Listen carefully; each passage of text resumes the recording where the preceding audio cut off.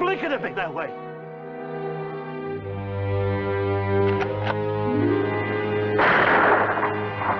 I ain't appeared. Stop blinking that. Stop your filthy blinking. Stop it. Stop it. Stop.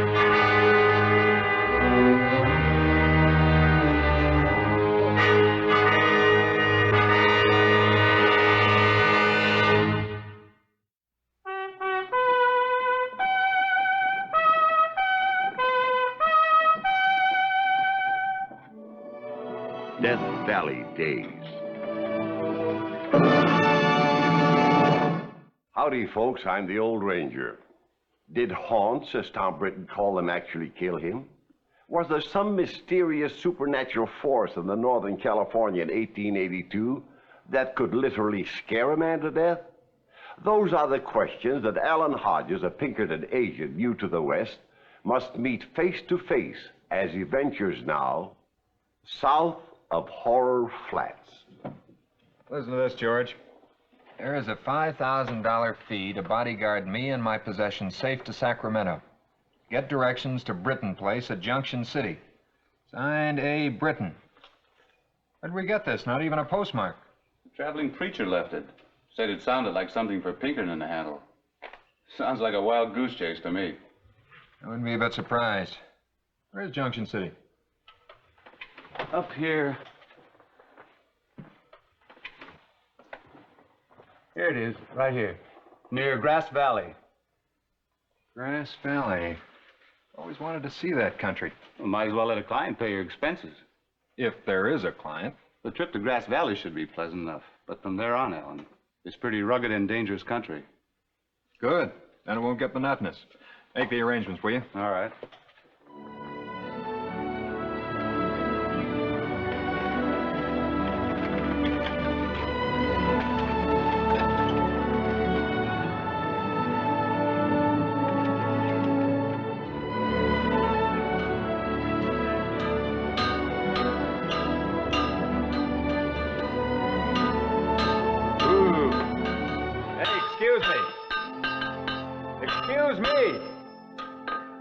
Can I help you, stranger? Need some directions. To the Britton Place. It's just south of Horror Flats. I'd like to leave my rig and get a saddle horse. Look, mister, you ain't gonna ride no horse of mine through that country. Not through Horror Flats. Don't understand. You understand English, don't you?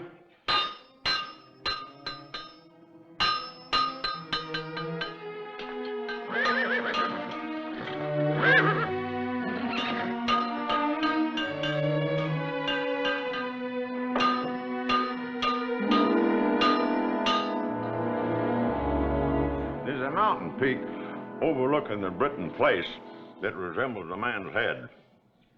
All the natives around there calls it Dead-Eye Peak on account of at night there's a light flickering in one of the eyes. A light flickering? Well, of course, we all know that the flickering comes from a gold kiln at a mine up there, but old Tom Britton, he believed it was the haunts from Horror Flats that was winking and blinking down on him. And every night, he'd get out with his old gun and blast away at that thing. Until one night, well, the doc from Grass Valley said it was a heart failure, pure and simple. Of course, there is them around here that still believes it was the haunts that got old Tom after all. I see. Yeah. Talking about that saddle horse that you said that you needed. Now, I've got one, and a good one. I guess I'm the only one around here that's got one to spare. It ain't for rent, though, not for sale. Tell you what we might do. Might do a little swapping. My horse and saddle for your horse and buggy straight across. What do you say? Well, I haven't much choice. All right, it's a deal. Look, Red, go on and saddle that back and bring around for this gentleman. Well, hello, Bert. I didn't see you come in. I was just talking to this gentleman here about your brother Tom. Told him he had heart failure. Well, maybe it was, and maybe it wasn't. Well, that's what the doc put down as the cause of death. Well, there's a lot of things doctors don't know. You got suspicions? Mister, my brother Tom had a good, strong heart. All us Britons do. Whatever killed him, killed him. Well, the only reason that we was talking about it was that this gentleman is headed for Tom's place now. Well, there's a lot of strange things going on up around my brother's place. What are you going up there for? I'm afraid my business is confidential. Well, only trying to help, that's all. Just trying to help. You can. You can tell me how to get there. Well, sure. Come on, I'll point out the way. Good luck, mister. Good luck. Thanks.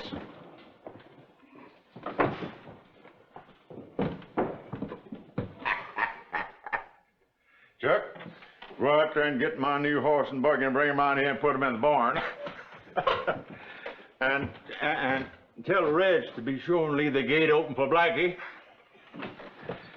No, that Blackie, he's a good horse, you know. Blackie's a lot better horse than the one he's got out there. But Blackie is a home-loving horse. He loves this place. Inside of an hour, he'll throw that greenhorn and be back here.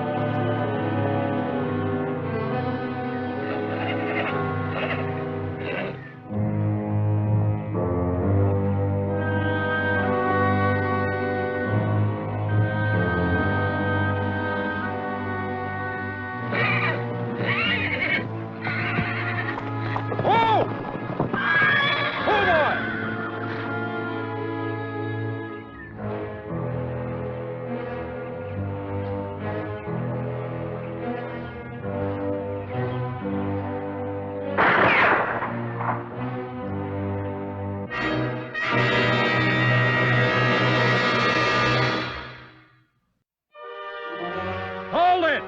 It's Pinkerton! Can you hear? It's Pinkerton! Come on in, but move slow, here.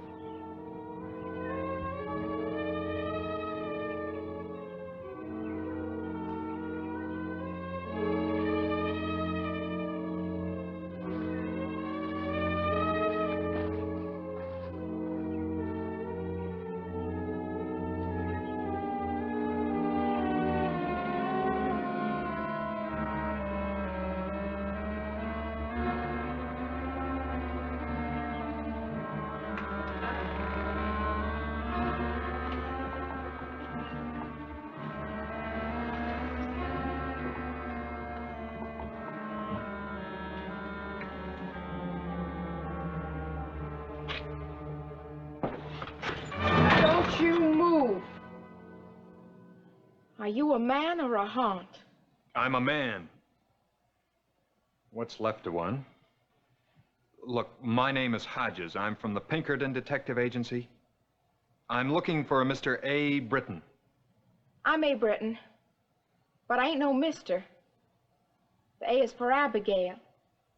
Where'd you hear of me? A traveling parson. Easy? I was just going to show you a note. Well, all right. But move slow.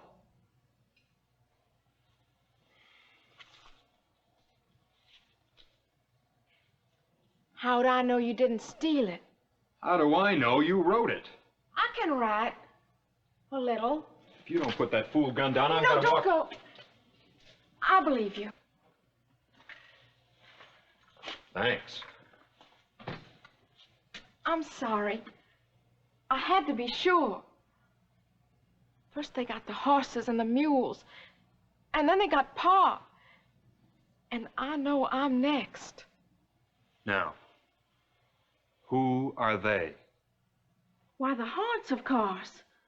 Look, I don't know anything about your horses or your mules, but your father was scared to death by his own imagination. You call an eye in the mountain just imagination? That's what it was. And what about all those other haunts? What about them? Lots of things. Noises. Voices. Haunts, all of them. Everybody knows Horror Flats is like that. That's why I gotta get out of here safe. Live where there's people. That shouldn't be any problem. You'll see when you try and get me and my possessions out of here. Speaking of possessions, my horse bolted. We'll only be able to take what you and I can carry ourselves. How much stuff have you got? What? Oh. All my personal belongings is in this bag.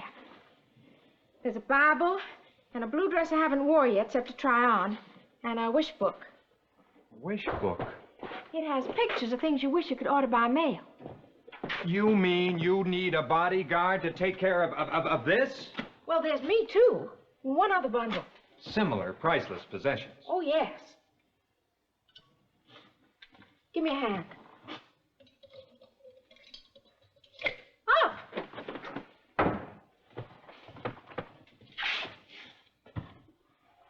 I keep them hid. From the haunts, no doubt. That's right. Down here. Bring the lamp.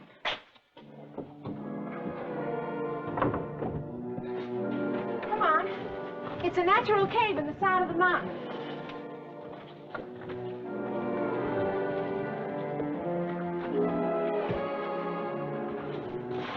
Come on, help.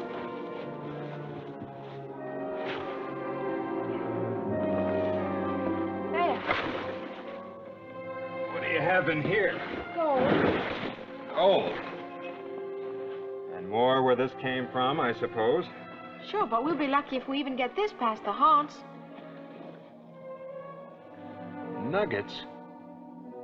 I don't know what your haunts would do with this much gold, but I do know what a lot of men would do with it. Or for it. You want some more coffee, Mr. Hodges? No, thanks, Miss Britton. I'm full up. Suit yourself. You can sleep over here. This was Pa's bunk. I sleep up there. Well, maybe I better spread a blanket out in the lean-to. You're a bodyguard, ain't you? Yes? Then you ought to guard my body, hadn't you? Well, I just thought you might be more comfortable in the cabin by yourself. Oh, snoring don't bother me. Pa used to snore something terrible. I see. No, don't go out there. The haunts will get you.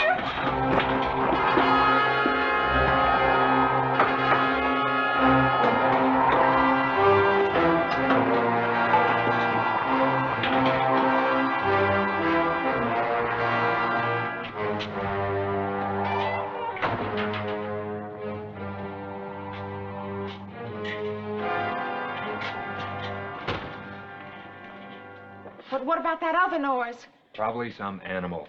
I've lived in the mountains all my life, and I never heard a coyote sound like that. Or a wolf or a mountain lion either. Why don't you go to bed? No. I'll stay right here and keep guard. Well, thank you. Good night, Miss Britton. Night.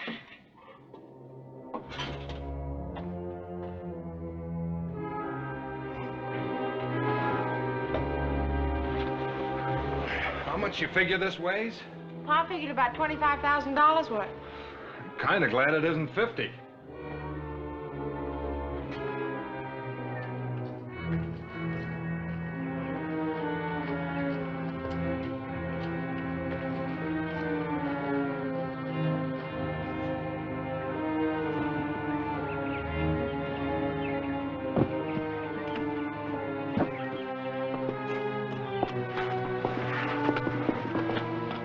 Come on, Mr. Hodges. We gotta make better time. I'm not a mule, you know.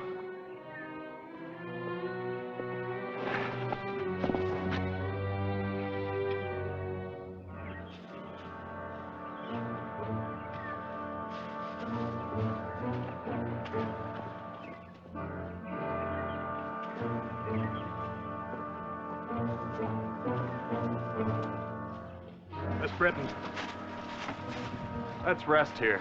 I can't keep up with you. I want to get out of this place. Look, we'll travel faster after we've had some rest, believe me. Well, guess maybe a rest would do a body some good.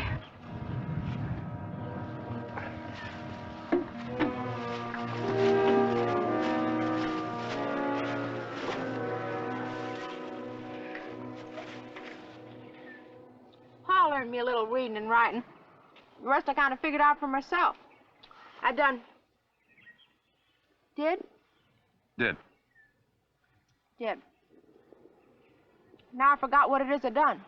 You want some more chokeberries? Sure. You like them? Very much. They do pucker a mite, but they're nourishing. I'm sure they are. I'd prefer a rare roast beef with Yorkshire pudding. Get to town, I'll buy you dinner. What's that? Look out!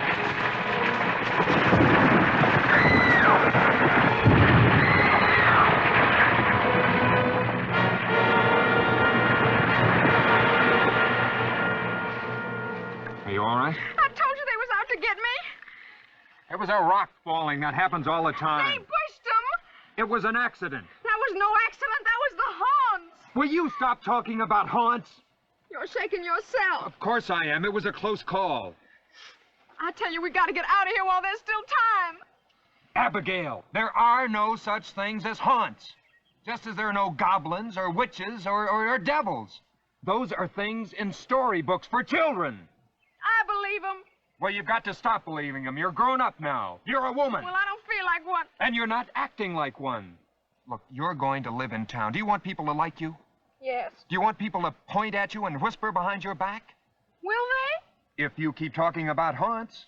If they find out you left your place because of haunts... You think I'm kind of weird, don't you? No, I don't. I don't blame you for having fears or superstitions. It's just time to change. Now it's time to grow up.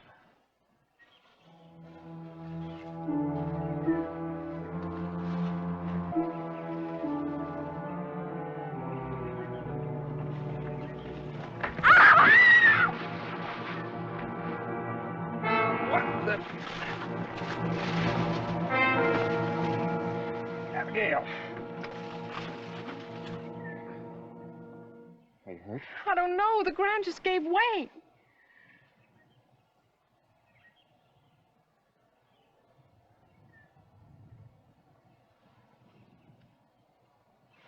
I guess I am a woman. But I still say there's haunts. They dug that hole. And don't tell me they didn't. Here.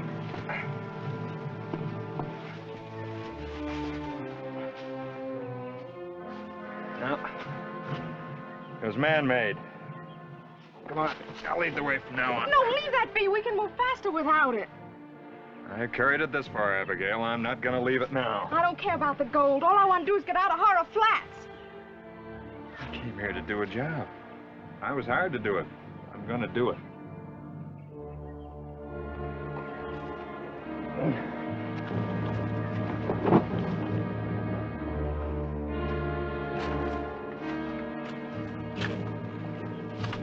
Down there's where my horse bolted. Let's find a spot and make camp for the night.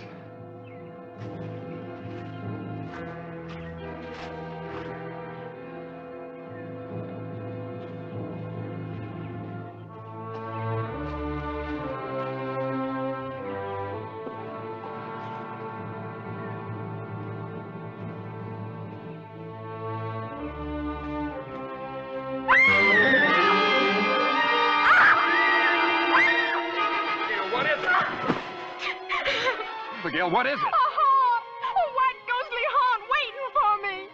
You actually saw it? Yes, then it was gone. Oh, you can talk all you want. I know you think I'm crazy, but I saw it. I saw it. You gotta believe me. I do believe you. But it wasn't a haunt.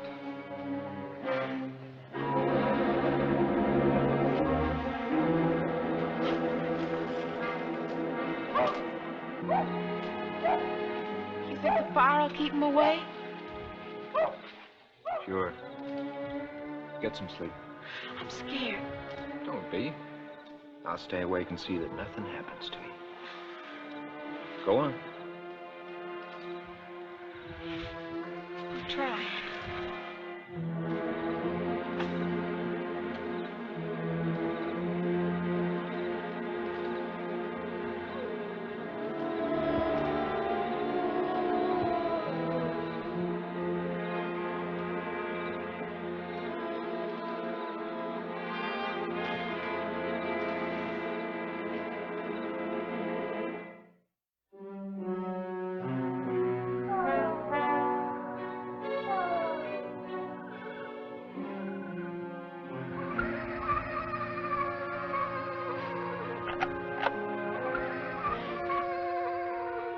Hodges?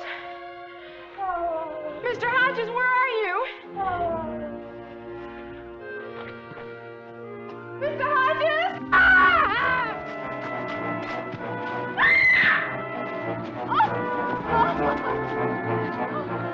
Hold it! Hold it or I'll blow your head off. Leaving you out here alone might be the right bait for your haunt. But you can't kill a haunt with a gun. No? I'll show you. No, don't shoot. Abigail, pull that thing off of him.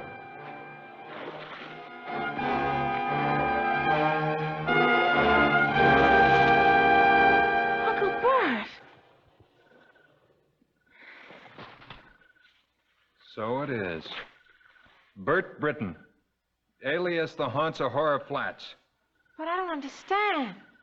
You want to tell her, Bert? I didn't mean no harm. I wouldn't touch a hair on your head, child. But you wouldn't mind scaring her to death like you did her father. Tom died of a heart attack. Sure. You knew about the blinking eye and about old Tom's superstitious fears. You worked on him to drive him off his claim. When he died, it was even better. Then all you had to do was get rid of Abigail here and you'd inherit it as next of kin. Only you didn't dare murder her because that would have pointed the finger right at you. That's a lie. I ain't no murderer. Not that you haven't tried. What about that falling stone? And about the trap? They were accidents, I suppose. Uncle Bert, if you needed money, I would have...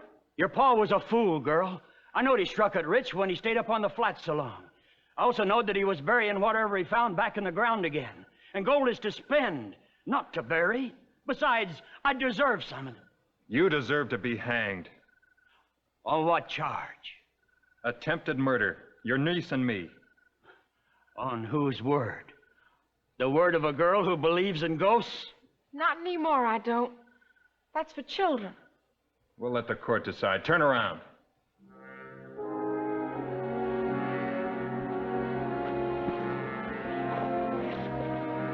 All right.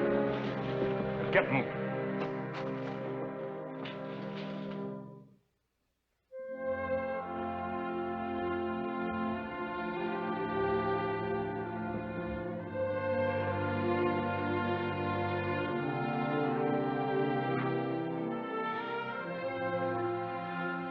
Beef's gonna get overdone. I'm right with you.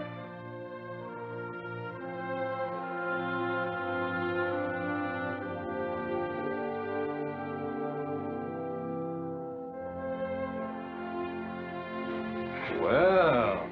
How do I look? I feel kind of funny. I guess it's not having my gun. You're gonna need a gun to keep him away. Haunts? Men. Don't you worry. You got yourself a bodyguard. Unfortunately, our records are not complete enough to indicate whether Abigail Britton became Mrs. Pinkerton, that is to say, Mrs. Hodges. But we are fortunate enough in having these saddlebags from the Harry Shipley collection, said to be the actual saddlebags Hodges used in carrying the Britton gold to Sacramento through Horror Flats.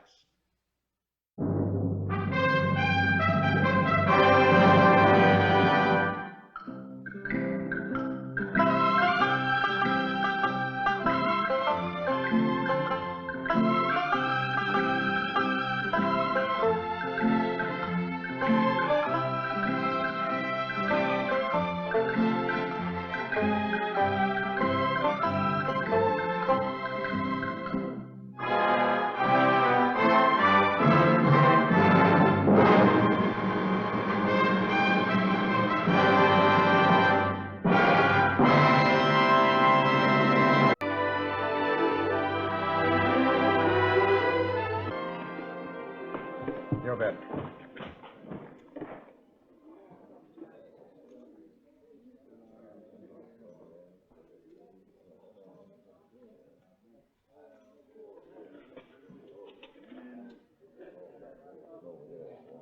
Worth 50? I'll call that 50. I'll raise you 50.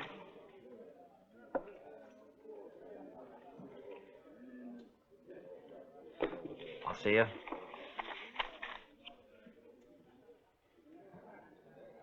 What do you got? 3 aces and a pair of 10s. I'm sorry, Luke. 4 8s. Tough luck, partner. I told you to keep away from me. Jinx!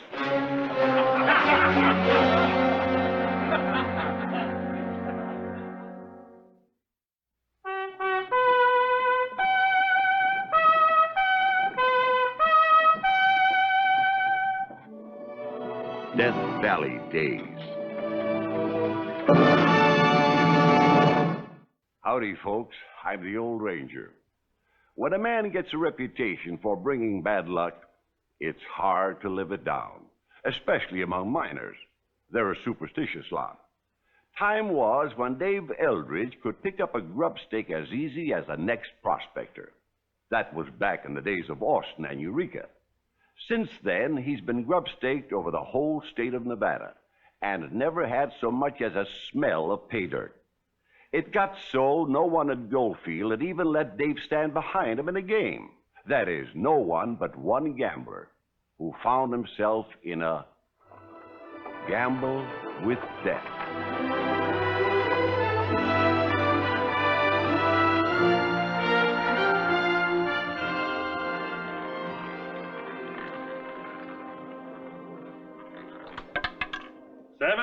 Black. That's me again. I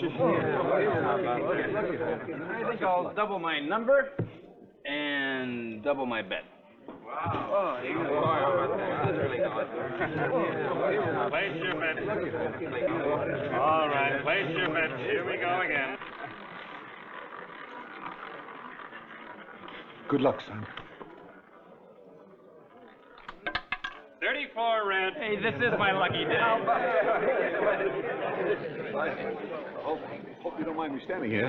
Why? Well, most folks around here think I'm a jinx. Jinx. This is the first luck I've had since I hit this town. All right, place your bet. Cash me Here in. we go. I'll be at the bar.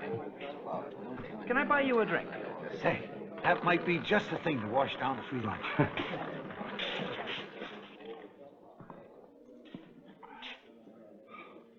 It's a fact. You broke my losing streak. Say, will you say that a little louder so everyone could hear? Okay. You broke my losing... Oh, no. No, they wouldn't believe it anyway. No, all they believe are samples of ore. A strike. You'd like to show them, wouldn't you? Just once before I die. Oh, sure, I'm an odd old freak now, but say, don't you ever get the idea the spirit's gone.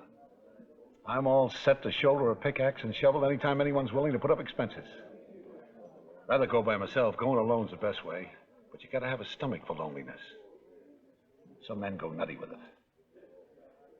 Ah, but that's gold. That's what it does to us. We'll do it.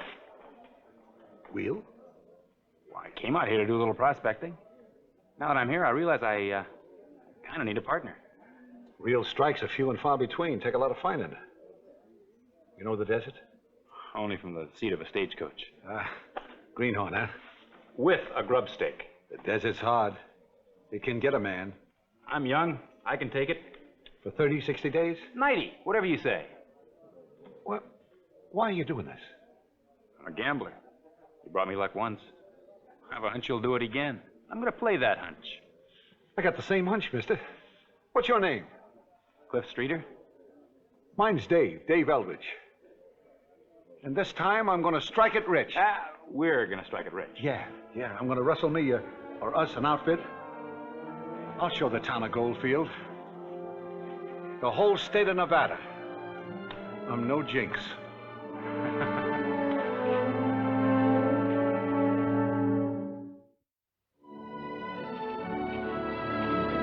How about we find a little shade and rest? That's a good idea. But there just ain't no shade. But don't you worry, Don. We'll get plenty of rest. Come night.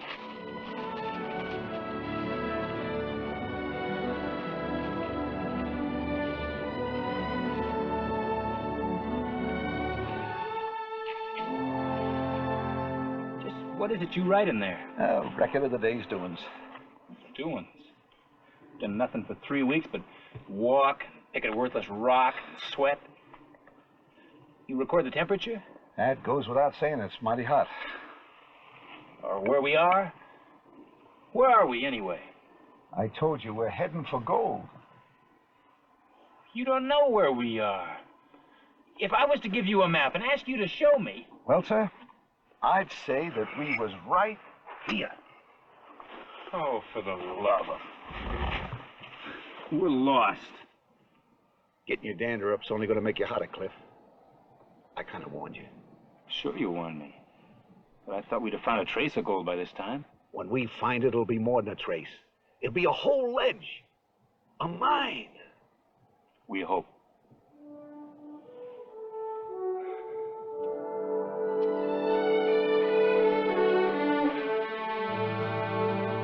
The entry for today. Walked 5 miles, made dry camp. Heard of Whippoorwill. Put down things like that. You'd be surprised at things I put down. Such as what? Such as what? Sorry, I didn't mean to scare you. I was just checking my gun. Why? Well, make sure it was okay. What for? Dave, are you keeping something from me? What do you mean? Found anything you haven't told me about? You mean gold? Oh, say, when I find gold, I'll raise such a whoop and holler they'll hear me clear back the gold field. I just wondered. Hey, we got company.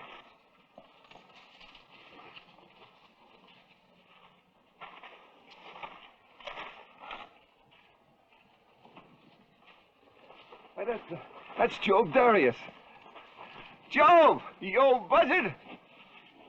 Jinx! Jinx Eldridge!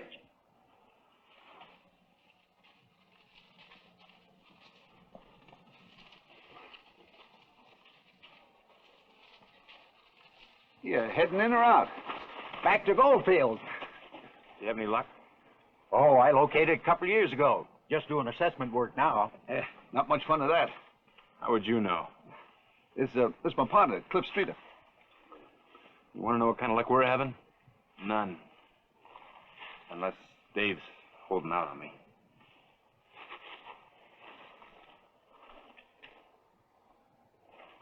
Friendly, cuss. He's in bad shape, Job. Sooner he gets back to town, the better. Both of us. How long you been out? 5 weeks. I should have brought him in the first place, but it's the only condition he put up the money. And you know it ain't easy for me to get a grub stake. I know. Oh, he's getting worse every day.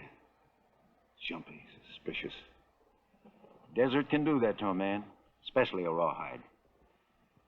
Say, Job, maybe he'll go back to Goldfield with you. See if you can persuade him, huh? I'll try.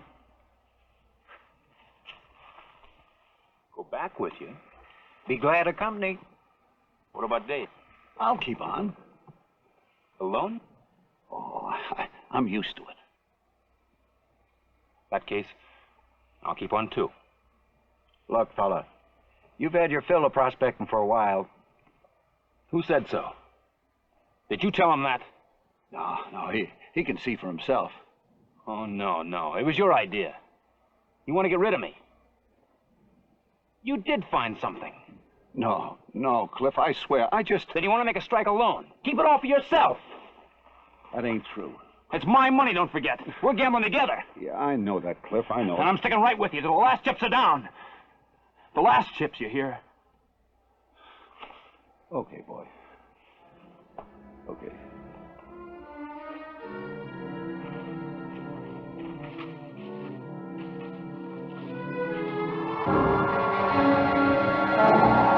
Hang on to the mules, and we'll get out of the rocks till it blows over.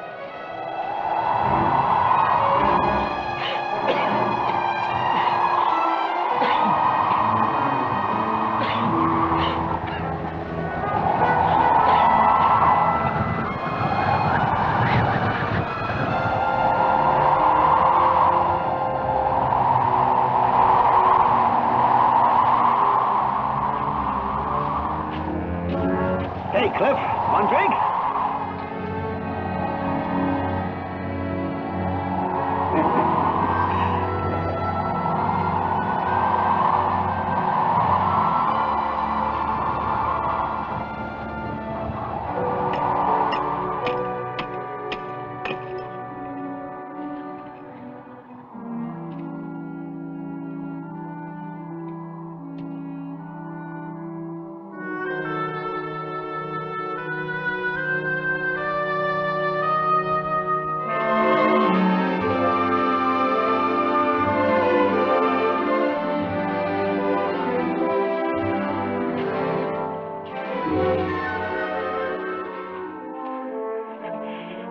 Gold.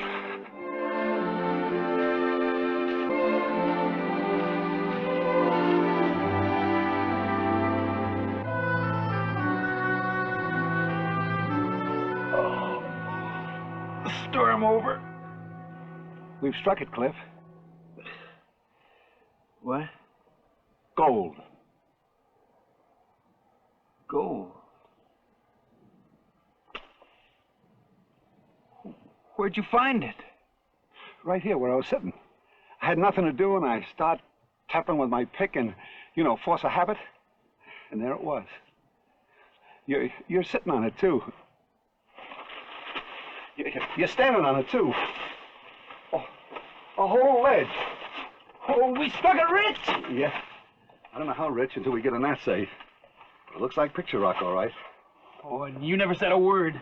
Didn't even wake me up. Where's your excitement? Why didn't you hoop and holler? I'm trying to get used to the idea. I found gold. I really done it.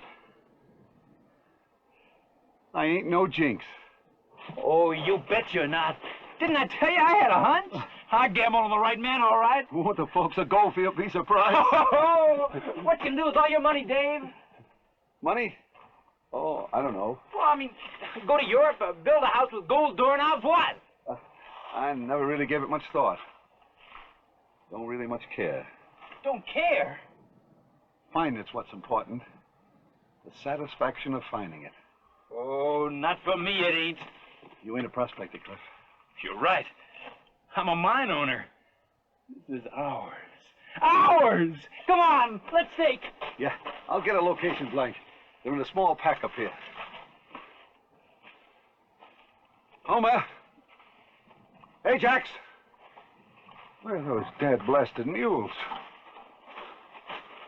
They gone? Yeah, they got everything we own on them. Not everything. Not our gold. They got our water, supplies. With this storm, there won't be a chance in the world to follow their tracks. Well, I guess they'll come back. Come mealtime. Yeah. You ever see a mule with a brain? Take a look around that hill, will you? I'll go down this way. Homer! Hey, Jack! Homer! Now what are we gonna do? Well, we got a canteen half full that I took off from back at our claim. A lot of good our claim's gonna do us now. We find gold and never even live to tell about it. You are a jinx. They were right, a jinx. Shut up. And save your breath. You're gonna need it. Come on now, we'll go back and file a notice on our ground and we get started at town.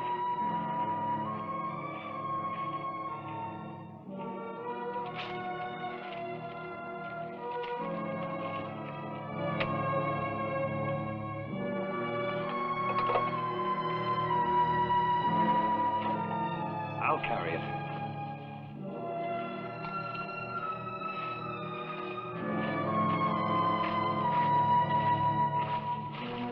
No water till nightfall.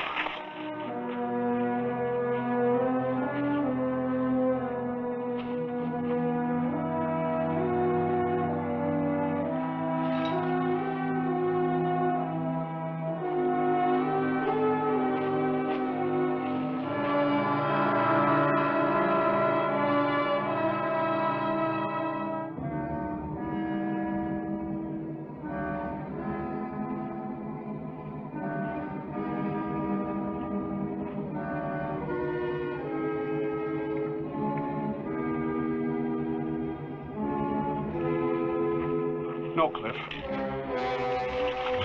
Jinx, you filthy old jinx with the smell of death all over you. Dave? Dave, I'm sorry. I must have been out of my mind. Oh, I'm all right. You just winged me. You couldn't hit the side of a barn door.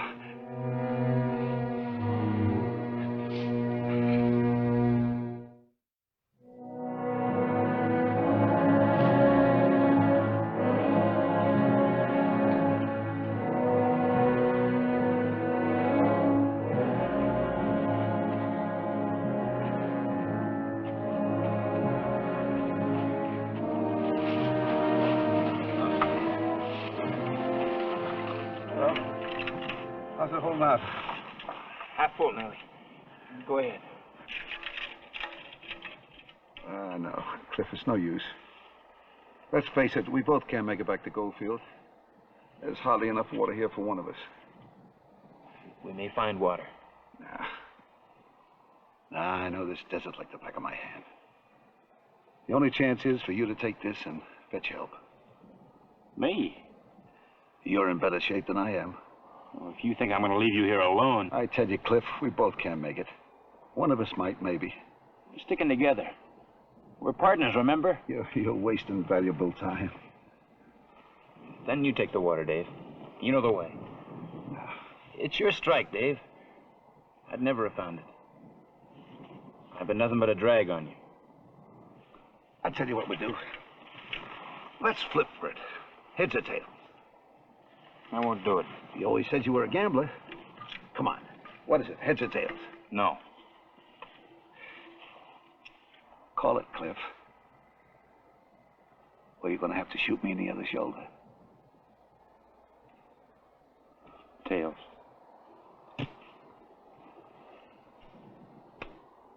Tails. You win. Get going. Dave! Yeah. It's all yours.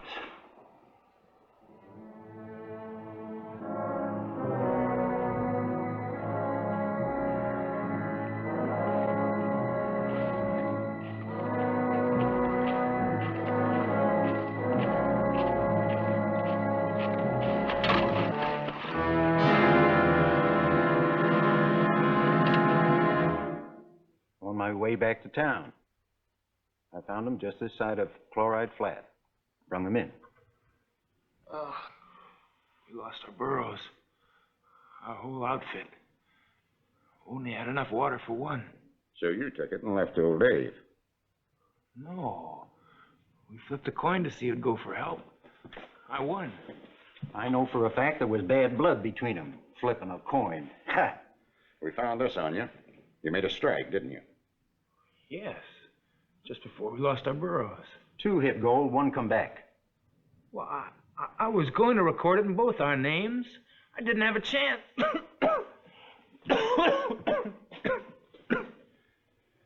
Well, the first thing is to find Dave. Can you take us to him? I'm pretty sure. Doc? Is he strong enough to ride now? One of the circumstances, yes. I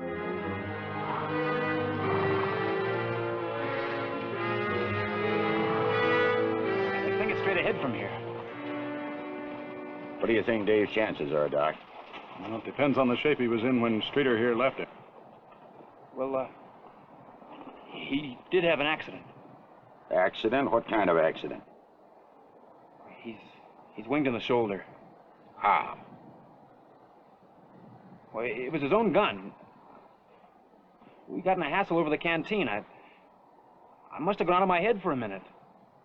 With the heat and everything. You shot Dave? It was just a shoulder wound. He said himself it was nothing.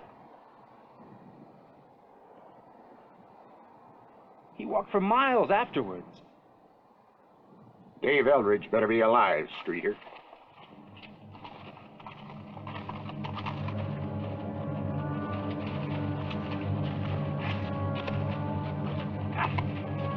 It should be just below this rise.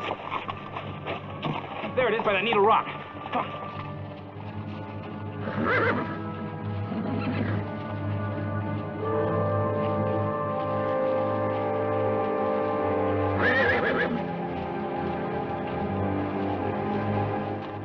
this is the place.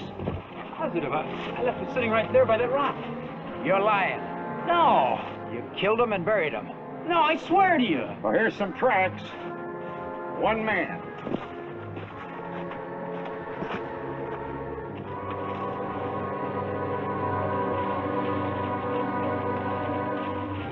He started crawling here.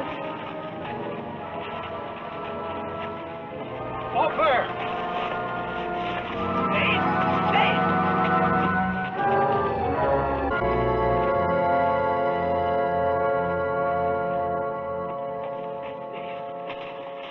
Hold him.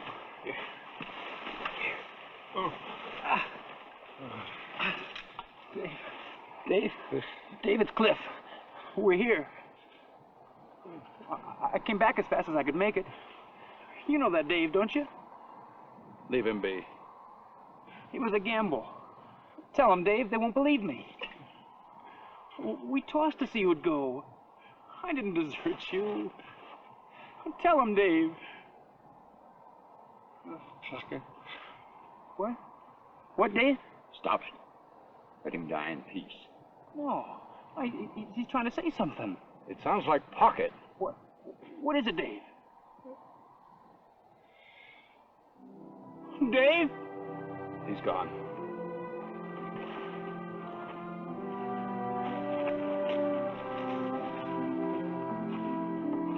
Do we take him back with us or bury him here? Doc? There is something in his pocket. The strike he'd waited for all his life and didn't live to record. Poor fella. A jinx to the end. What's that? He kept notes. He wrote down things like, heard a whippoorwill. June 7th. Cliff and me flipped 4 bits to see who'd go for help. Cliff called tails. It came up tails. It's his handwriting, all right. Neat as a bookkeeper's. Thank you, Dave. So it was like you said.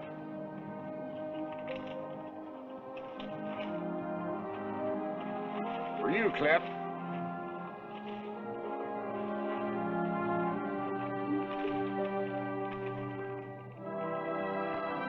Dear Cliff, if you make it back, it'll prove I ain't a jinx.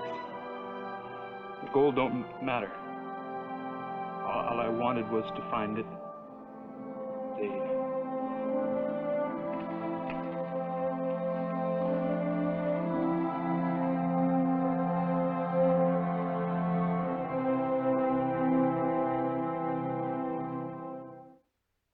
More than half a century has passed since then. There's not much left of Goldfield today. A handful of folks living there. A few buildings that have withstood the ravages of fire and flood.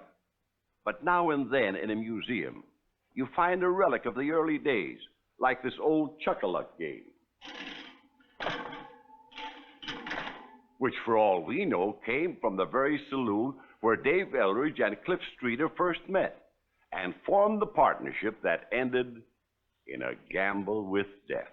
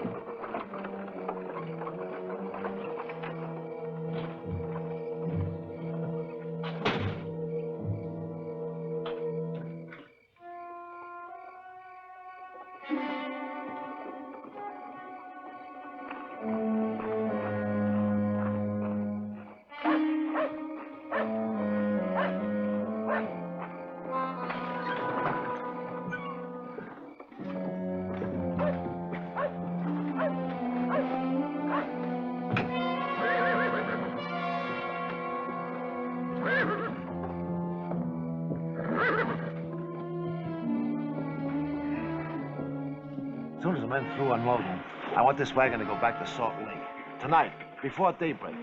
No one must know this stuff is coming through. The way you're talking, Lucas, you'd think this stuff was gold. Anything gold. Flour.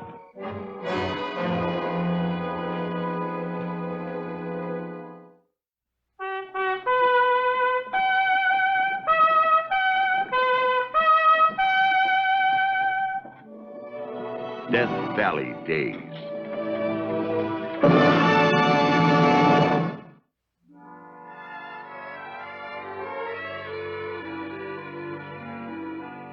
Howdy, folks. I'm the Old Ranger. It was the lusty, roaring mining town of Virginia City, Montana Territory, late in the fall of 1864. Rumors had spread all over town that snow made the high mountain passes impassable, and that no supplies of any kind were getting through. Leading merchant Charles Doey Lucas controlled the flour market and was now prepared to drive the price sky high. Plain baking flour began to be called white gold.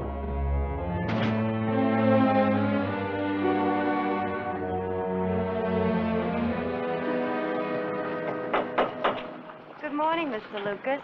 Morning, Mrs. Angel. Getting a little nippy, ain't it? Looks like it'll be an early winter. Still no flour? This is the 5th day. Well, I'm out. Word's getting around there's 6 feet of snow in the high passes between here and Salt Lake. Supply wagons just ain't getting through. It's only October. What are we going to do this winter? I guess you'll just have to buy from them that has it. What's happening to the flour around here, Doey? People are buying it all up, Mr. Baxter. Like I was telling Mrs. Angel here, the supply wagons can't get through the high passes. Sam Dowd cleaned me out of my last 12 sacks, all I had. I guess people are just hoarding against the winter.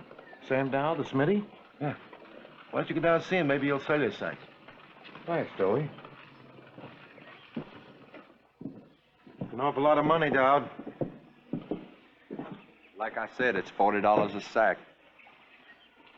And you're just lucky it ain't even higher. It's only 25 at Lucas's. When he's got it, which he ain't, and I have. But $40. That's the price. And that's gouging. Call it anything you like, Baxter, but that's what you're going to pay. Why, you might even say I'm doing you folks a favor, keeping the price down.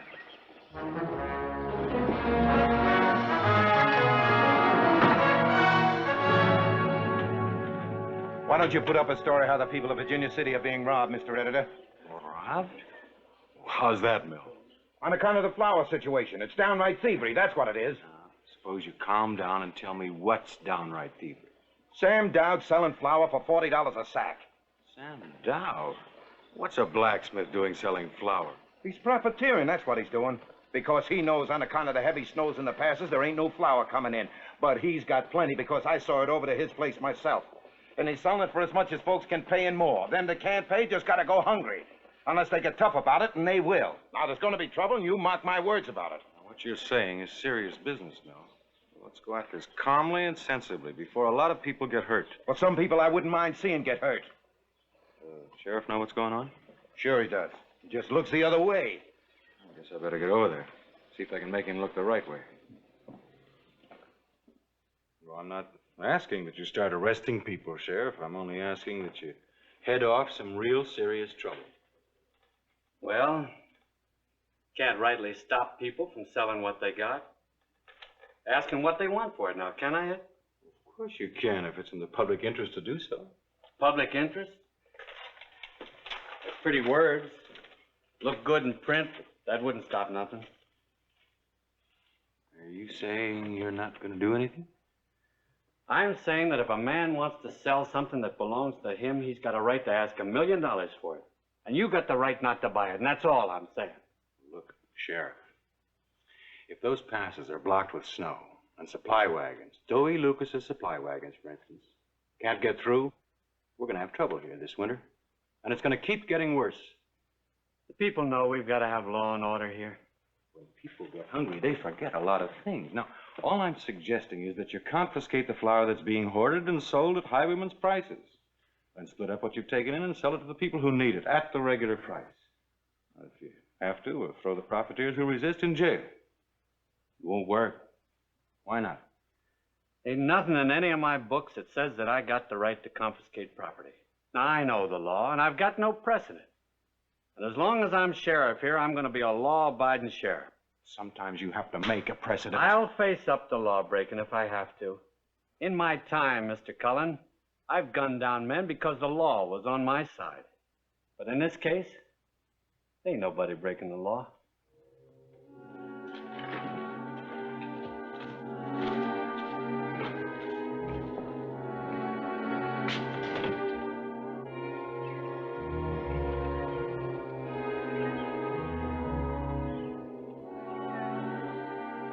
It's all here. This tells us what's got to be done. If our families go hungry, we've got a right to take action. Let them call it war if they want to. A flour war. And let this be our flag.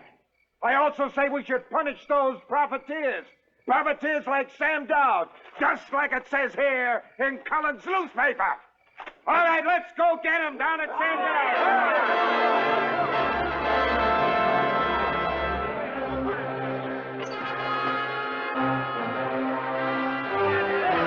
Here he is. Get him.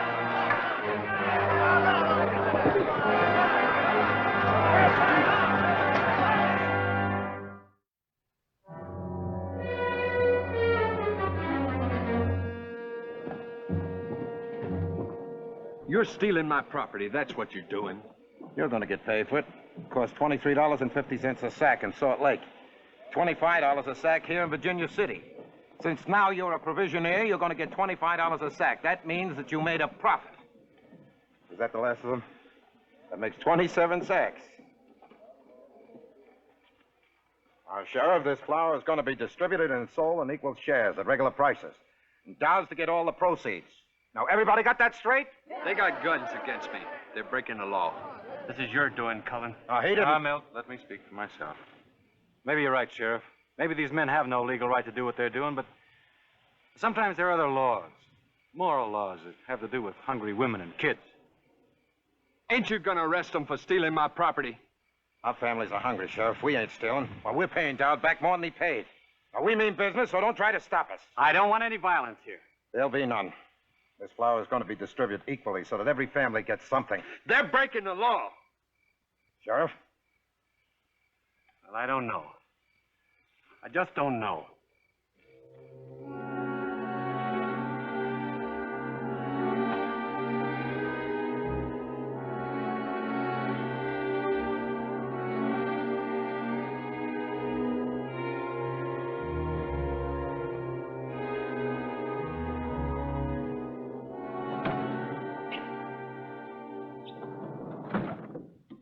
You're about as jelly-spined as the sheriff. You and your boys certainly came running when I needed you.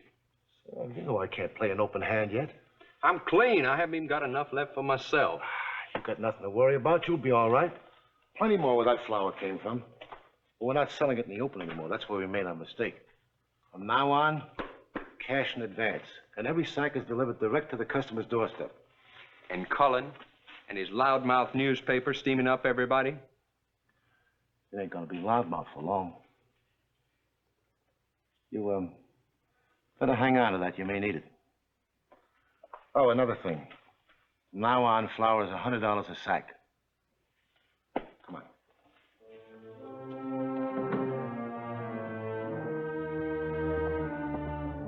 Yeah, that looks good, George.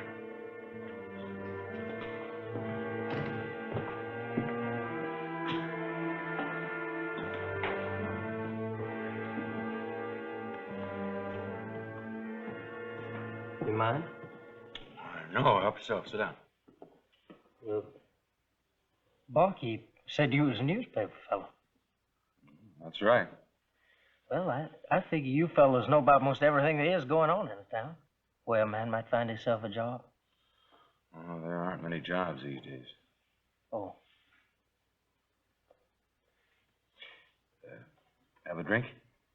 Sure could use one. In fact, I ain't had one since Salt Lake. Salt Lake? George, bring my friend a drink. Oh, whiskey. You just come through? Yep. How about the snow in the passes? Ed, come quick. Your office. They're wrecking it. Come on.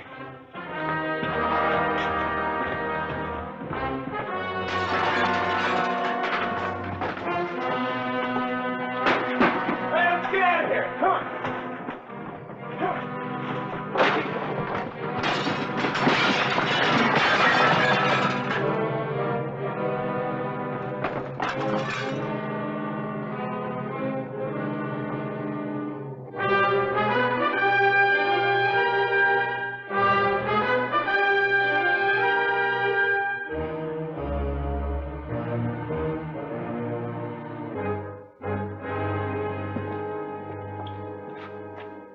Well, good night, Milt. Thanks. Good night. You was just about to buy me a drink, Mr. Edison. Well, this one's gonna be on me. I always buy for a man that's worse off than I am. Well, thank you.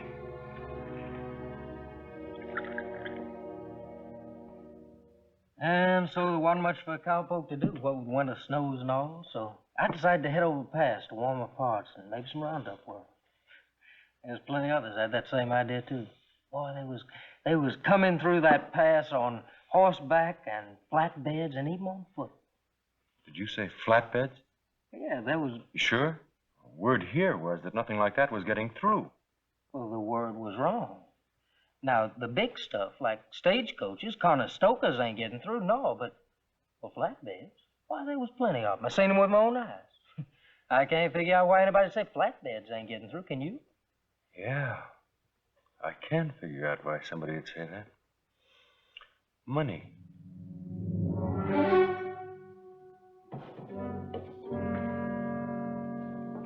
Good morning, Doy. Morning, Ed.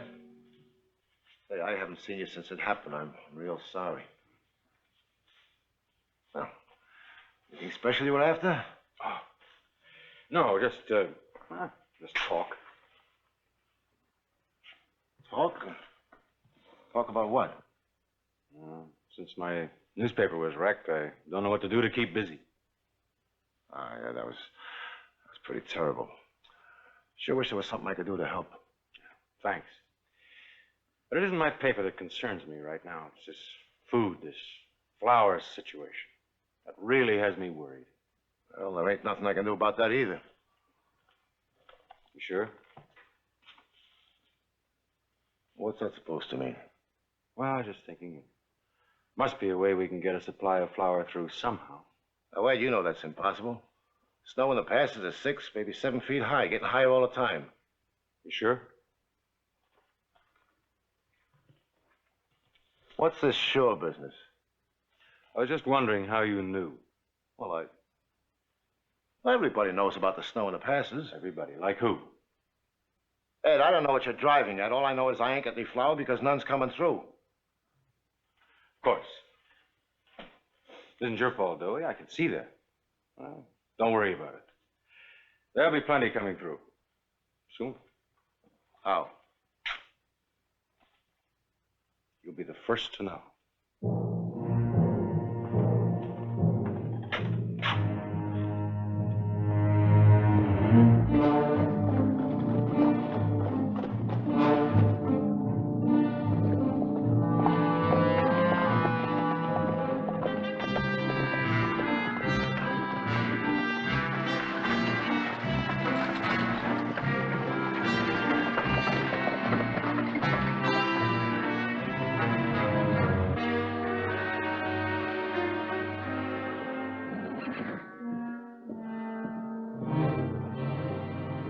I better wait for you out here.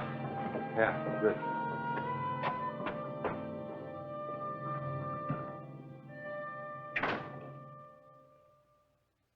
Two flatbeds of flour? That's a lot of flour. Where's it going? Virginia City. Well, that's Doey Lucas's territory. You should have plenty of flour. What are you folks doing up there? Baking cakes or mining silver?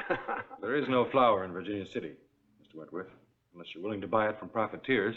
Now, when I left, they were selling it for $100 a sack. $100 a sack? I'll say that's profiteering. Mighty fancy profiteering. Well, let's say 2 flatbeds of flour should come to $2,200. How much do you intend to pay down? Well, nothing. Mister? Are you asking for a handout or do you intend to buy? Neither. Neither. Now, you just told me you wanted to buy 2 full flatbeds of flour. I didn't say anything about buying. I want you to deliver it yourself. These people need flour, Mr. Wentworth. They need it desperately. You can sell it for twice the regular amount, but it won't be $100 a sack or anywhere near it. Mister, I got one price. And if you're suggesting that I'd try to cash in on human misery... I'm sorry, Mr. Wentworth. I don't believe in making money that way either, but I've got to get flour to Virginia City. I just can't stand by and see my friends bled white. I can't pay for it. I haven't a cent. No, you must think I'm plain loco. Well, you sure don't look loco to me. Then you'll deliver the flour. No. But I'll let you have it. Full 100% credit. Mr. Wentworth, you see, you're not loco. I am. Good luck.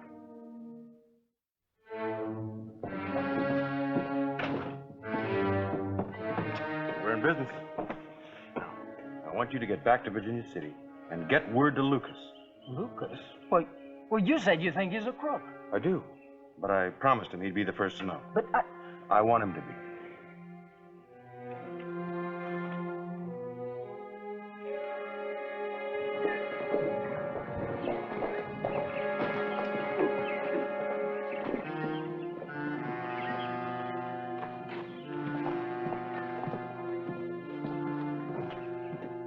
Excuse me.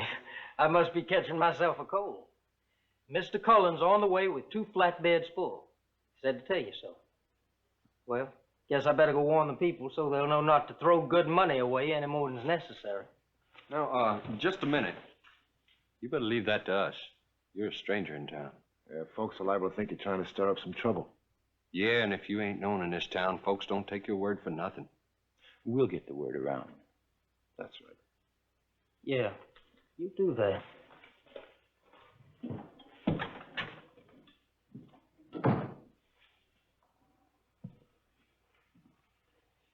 If Cullen gets through with that flour, the whole town will know they've been taken. Folks are going to put 2 and 2 together. Mr. Cullen ain't going to get through. There's going to be a reception committee to meet him. Rattler's Bend. Reception committee? Yeah. The way I see it, we're indebted to Mr. Cullen for replenishing our supply of flour. I think we ought to repay the favor.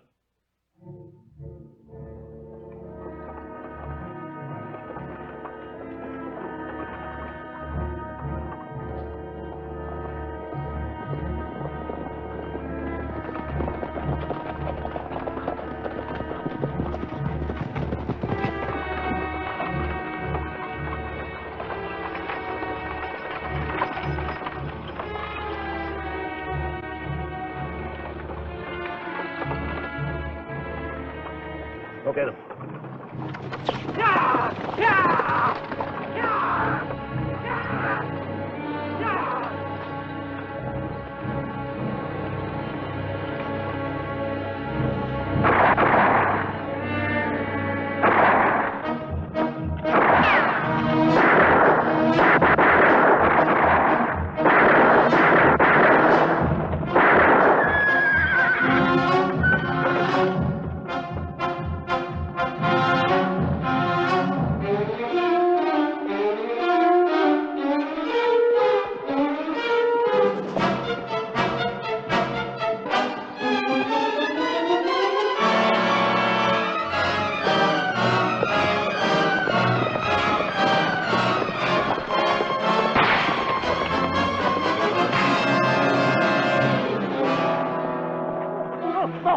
No, Cullen, no, let me out of this. I'll give you anything you want. Anything. Save you up, Red. I'll give you a new newspaper. Why don't you tell them that at the trial? Look, can't I square this? Sure. Later.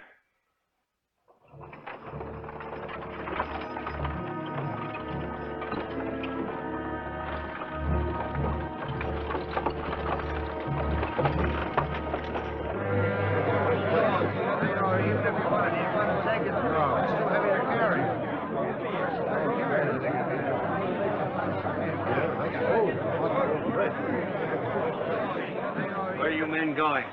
There's flour being hoarded in this town, Sheriff, and we're going to find it. That we're going to search every store, house, and barn till we get our hands on it. You can't do that. Can't we, though? Move aside. You start invading people's home, there's going to be shooting and bloodshed. And I won't stand for that. You're just a little too late, Sheriff. Cullen's to blame for this. He goaded you into taking the law into your own hands. Because the law wouldn't do nothing itself. Gallagher and Dow, they know where the flour is. Looks like real trouble. Sheriff's standing up to him. This is our chance to get on the side of the law. What's going on, man? Didn't you deliver Mr. Cullen's message? Sheriff, Ed Cullen. Never mind Ed Cullen. He's caused enough damage. But started this whole ugly mess. He's on his way here with flour, tons of it. How do you know? I was in Salt Lake with him when he got it. That's a tall tale. How about the snow? Ain't enough snow to stop flatbeds with runners, even some rolling on wheels. Oh, don't listen to them. They just sent him over here to keep us quiet. Everybody knows that the passes are high with snow. Nothing's coming in for weeks. Ed Cullen got through, like I told you, and he's on his way here. Told you. They don't believe him. That ain't gonna stop them from searching for that flour. Well, maybe we can. It's kind of nice, being on the side of the law. Come on.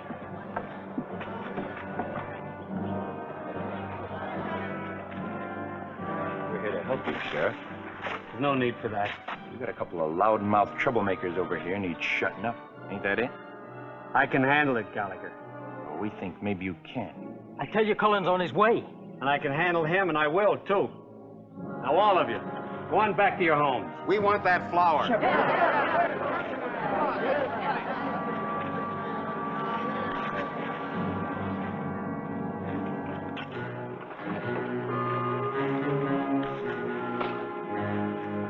Put that gun down, Gallagher.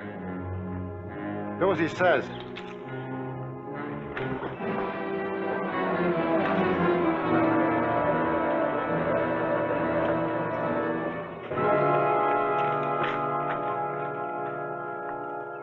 Let's have all of them. Now, these men with me are deputy marshals. They'll take real good care of the gougers, but it'll be done legally. I was wrong when I told you take the law into your own hands. Mob rule isn't the answer. But I hope we can build a kind of town in which that never has to happen again. Now, there's enough flour here for everyone for the whole winter. All right, line up and get it. Regular prices, $25 a sack. Come on. Hey, wait a minute, men. Wait a minute. I say we pay double. And the difference goes to raise money for a new press for Ed Cullen. Well, I'll chip in my share. How about the rest of it? Still looking for a job? I sure am. Oh, got an opening for a printer's devil. Printer's devil? Don't exactly know what that is, but I'll take it. Folks always said I was going to hate him. In no time, with the help of just about everybody in town, except Doey Lucas, Dowd, and Gallagher, who were sent to jail, Ed Cullen rebuilt his newspaper. For years, as long as Cullen published, a flour sack flew over his newspaper building and appeared on the masthead on page 1.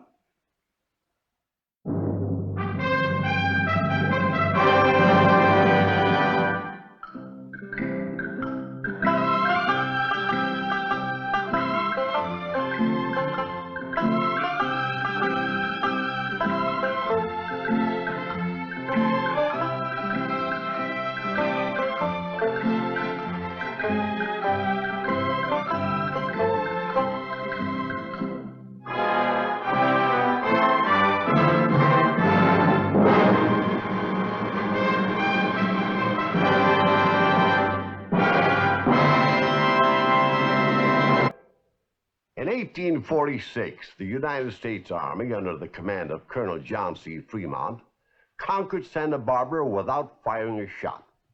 But for years, resentment smoldered in the hearts of the Barbarinos. And in the winter of 1848, the American brig Elizabeth foundered and sank in a storm off the coast of Santa Barbara.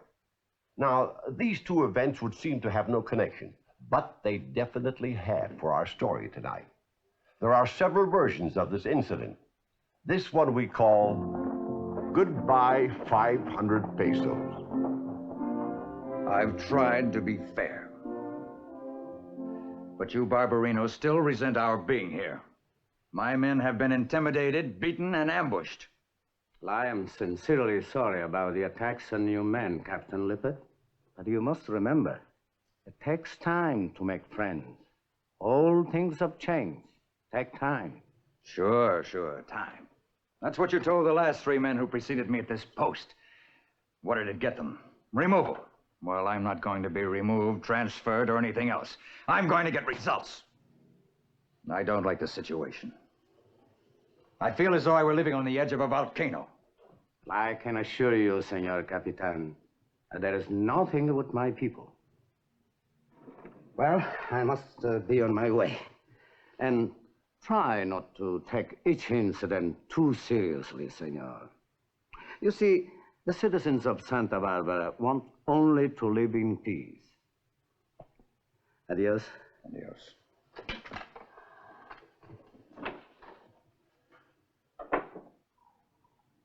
Senor de la Guerra is known for his benevolency. What do you mean? Oh, he's an old man. He sees nothing but good. Then you know something. There is a reason for these assaults, huh? A rebellion brewing? Oh, I will not say yes. I cannot say no. It will take some investigation. Then investigate. As prefect of Santa Barbara, you're responsible for the people. I, senor? Yes. Oh, it will take a few pieces of gold to discover the plot, if there is a plot.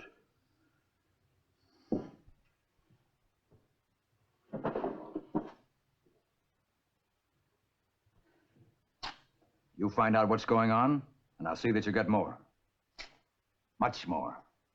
If there's a plan, these little coins should make the tongues sing sweetly.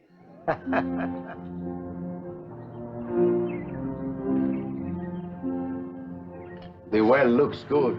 Hey, Manolito. Papa, I think people from miles and miles around will come over to see our new well. Now, if we had to wait for the end of the poll, our new well would be ready for use. But it will be difficult to find the right thing. I think I know where such a thing is to be found, Papa. A whale?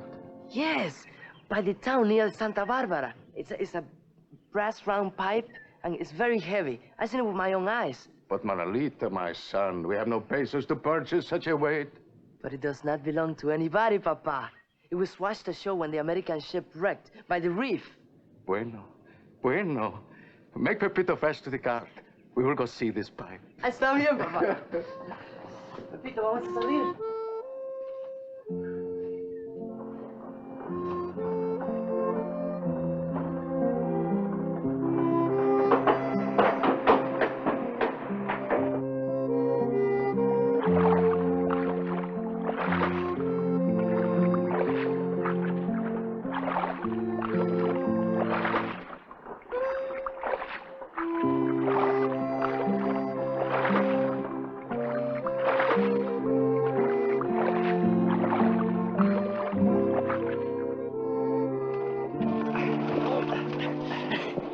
Look, Papa, doesn't that our pipe look beautiful and shiny? See, it is the most beautiful weight in all California. We will be most proud to show it to our friends. Oh, most proud, Papa, most proud. Come on, Pepito, pull. We must get home and show our pipe. Un momento, Manolito. I will give an assist from the back.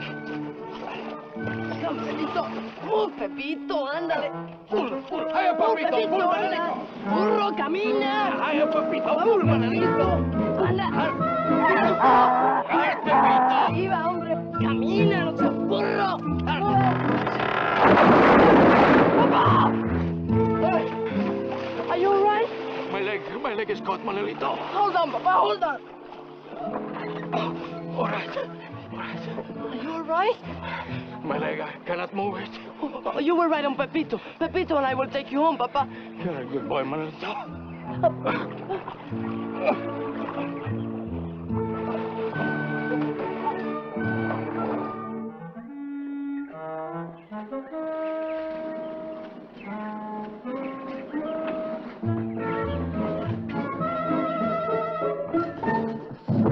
What do you want? I just come from patrolling the beach. The cannon's missing. The cannon? Oh, you mean that old brass cannon from the Brig Elizabeth? What are you so excited about? Ain't nothing but an old piece of junk. Well, there's a cannon that's missing, and the captain ought to know about it. Go ahead.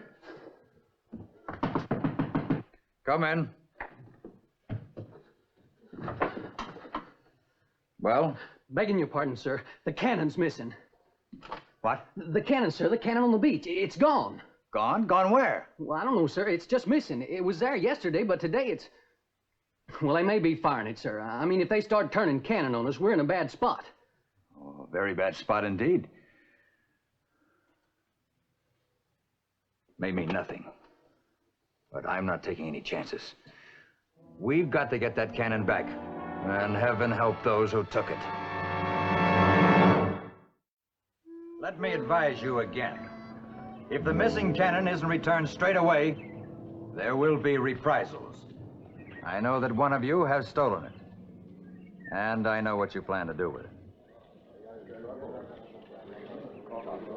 There is no place in Santa Barbara for rebellious thieves. Be warned.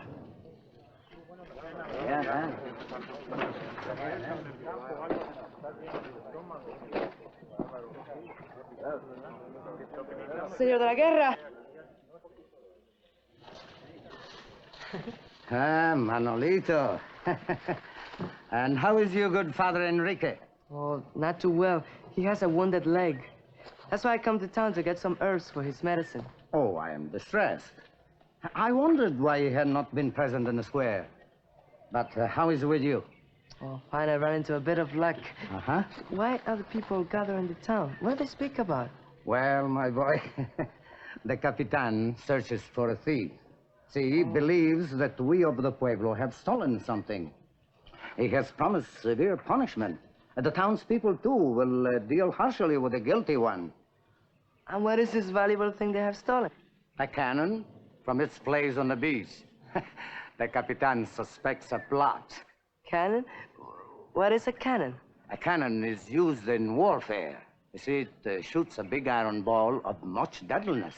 Oh, what does this instrument look like? Well, it looks like a round brass pipe. Round brass pipe? Round brass pipe. Oh, Dios mío.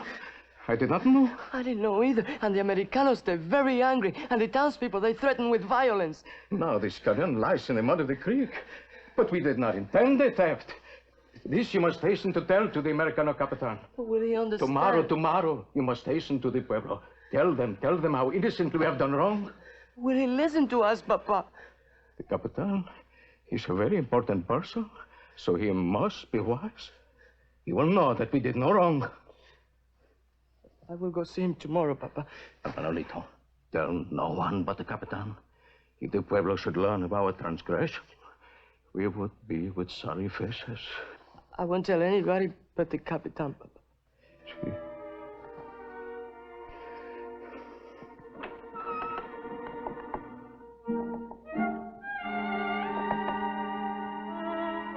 What do you want? I wish to speak to the captain about something very, very important. What's it about? I can only speak to the captain. Oh, yeah? If you want to talk, you can talk to me. Oh.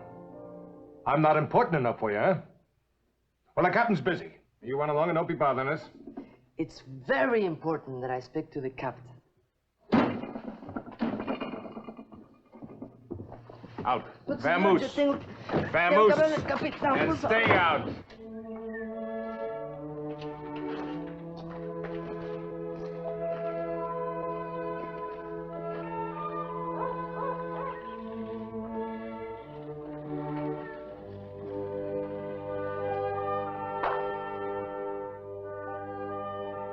Did the Americanos forgive us for our foolishness, Manolito? And he's going to punish us for our transgression. Papa, I didn't get to speak to the Capitan. The sergeant, he threw me away. That is not good. The townspeople angry, the Americanos angry. Maybe it is too dangerous to tell what is the truth. Maybe it is safer for us to forget everything, Manolito. Yes, Papa. I just hope the people of Santa Barbara, they forget it too. See. See. Notice, unless the missing cannon is returned by noon tomorrow, each male resident of Santa Barbara of 20 years or older will be assessed a tax of $2. ¿2 pesos?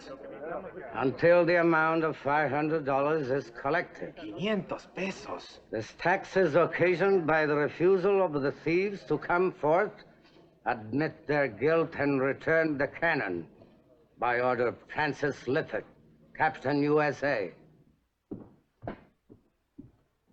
Captain Lippert, this notice of taxation, are you serious? If all of the Barbarinos are taxed, they will not withhold information of the thieving rebels. They're not making a fool of me. Captain, if you want peace, I suggest you withdraw this tax. I can't do that. They must be penalized. I place Senor Vasquez in charge of collection. He's compiling a list.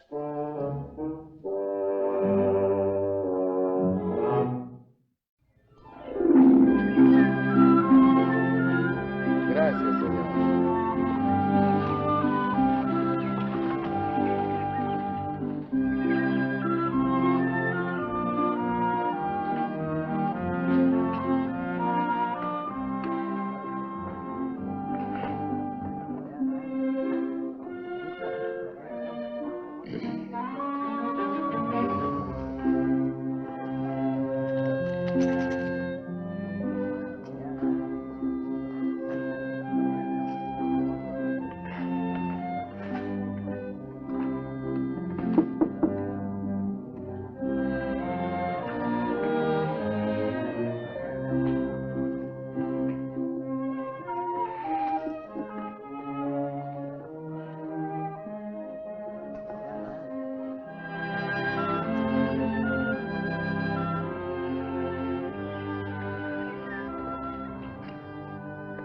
What is wrong with you, Papa? You look sad. I'm filled with guilt, my son. When I think of our friends being taxed their hard-earned money just for a mistake we made, I do not feel good. All this trouble over a round brass pipe. Manolito, perhaps if we return the canyon, Then the money will be returned to our friends. go to the village. Tell the Capitan about the canyon. And if you cannot see him, tell anyone. Está bien, papá, yo haré eso. Yeah, man.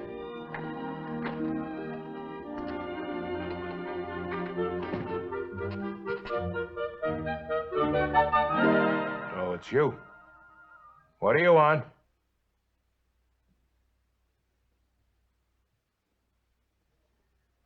I have come about the cannon, the tax. Yeah, Canna Perdido tax. You see Senor Vasquez. He's in charge of that. Senor Vasquez?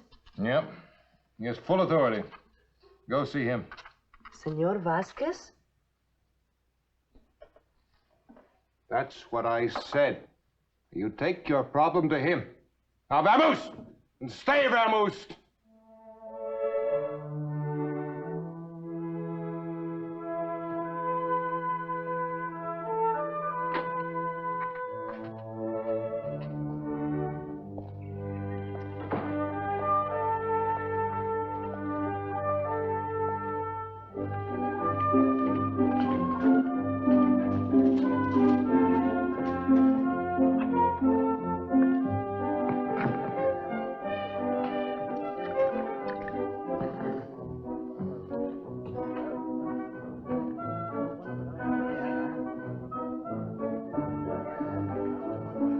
Senor Vasquez, Yes? I wish to talk to you about the cañón perdido. You wish to pay the tax? Oh, no, senor. I wish to return the cañón.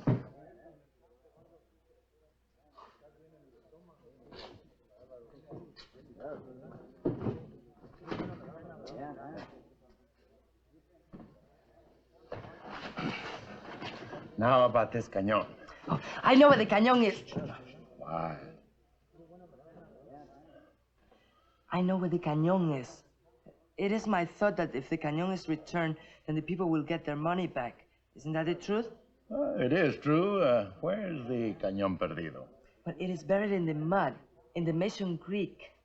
You see, it fell off my father's cart. You must take me to this place, so I can be certain that you tell the truth. Well, see, I'll take you to the exact place. All right, come on.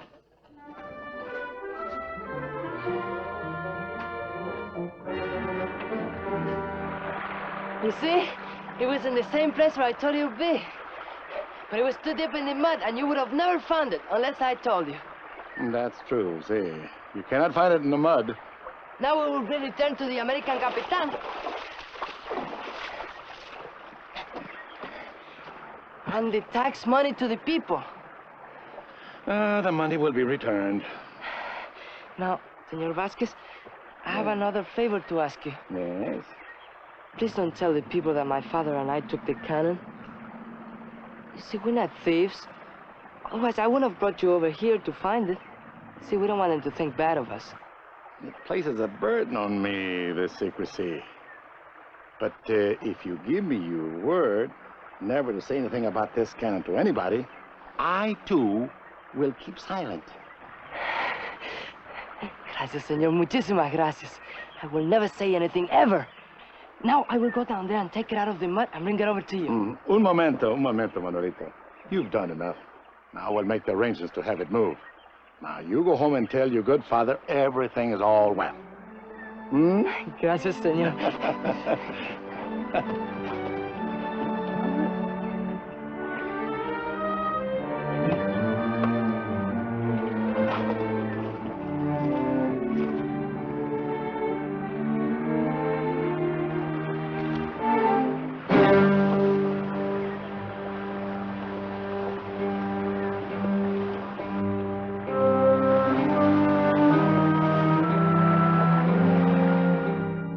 Captain Lippert, for peace in the community, could you ask Senor Vasquez for an accounting of the taxes? Are you questioning my judgment? No, Capitan. Just an accounting of tax money. As a friend, Captain, may I point out that taxation has not produced the missing cannon, nor has the missing cannon produced a rebellion. All right. So it hasn't produced a rebellion. But what about the cannon? I had to make a decision, didn't I? Besides, they still may be plotting. Oh, no. I believe whoever took the cannon either moved it for a prank or had some innocent purpose in mind. That cannon, I wish I'd never heard of it. And the taxation? I'll ask Senor Vasquez for an accounting. Good.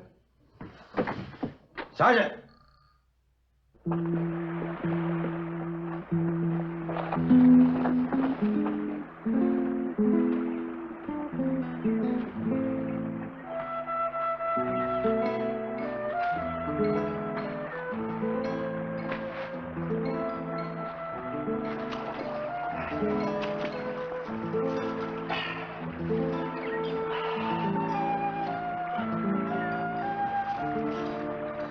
Manolito. What is it? See for yourself. It's el cañón perdido. See, it has not been returned to the Americano Capitan. But Senor Vasquez, he promised me, and there will be no more taxes. Senor Vasquez, he lied. What are we going to do now? We are thieves. No, my son, we are not thieves. Go quickly to Santa Barbara. Tell them of Senor Vasquez's dishonesty. And I will dig the canyon from the mud.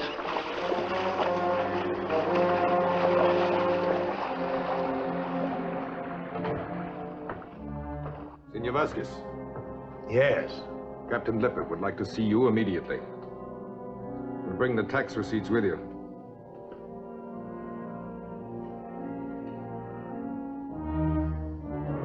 Tell Captain Lippert I'll be there almost immediately. First, I must go to my office for the tax receipts.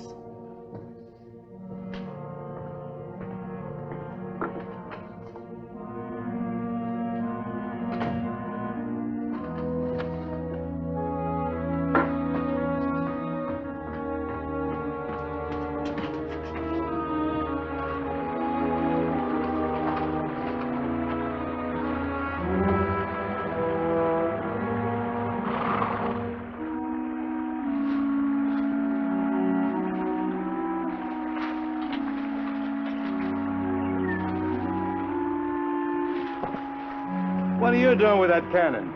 I'm going to take it to the Americano, Capitan. A likely story. You have stolen it. You're the one the captain looks for.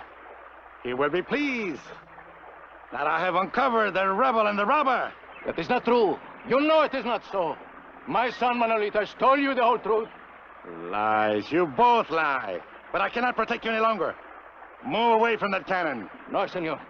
I shall return it to the Americano myself. You want me to take it from you? See, you must take it from me.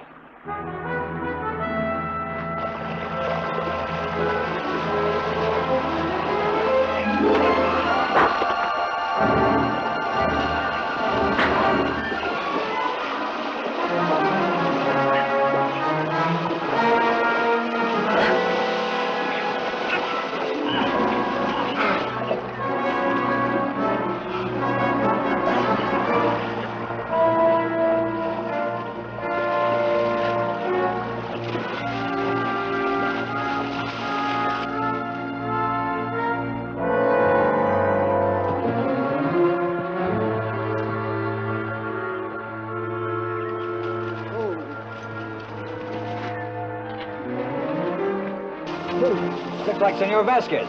What's he doing out here? Papa!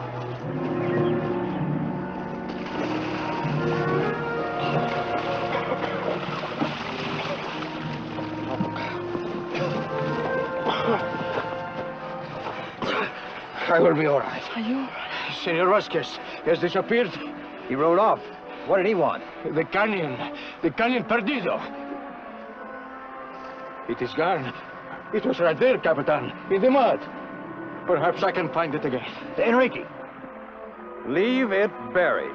I don't ever want to hear of the cannon perdido again. But the taxes, Senor Vasquez has said that it... I think Santa Barbara has heard the last of Senor Vasquez. As far as the tax money is concerned, vale 500 pesos.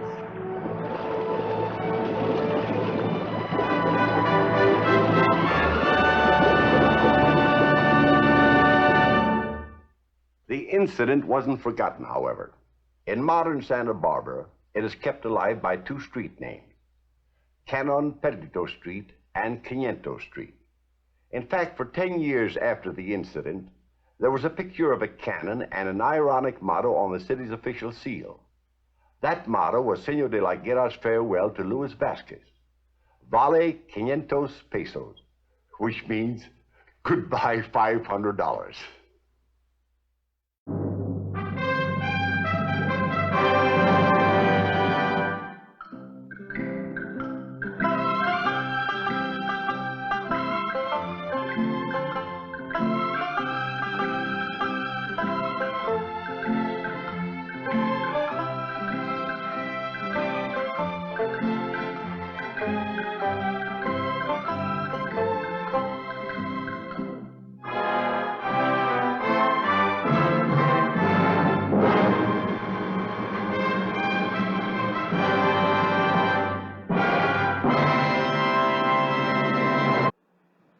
Charles DeBrill Poston, often called the father of Arizona, once operated a silver mine about 2 days' ride out of Tucson. He employed many people, so a town grew up around his mine, and Poston just naturally became the alcalde, or mayor.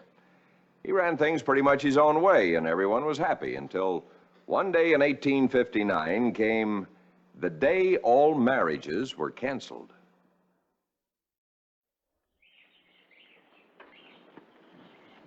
I, James, take thee, Marie, to my wedded wife. I, James, take thee, Marie, to my wedded wife. And pledge thee my troth till death do us part. And pledge thee my troth till death do us part. I, Maria, take thee, James, as my wedded husband.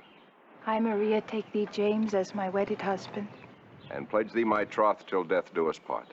And pledge thee my troth till death do us part.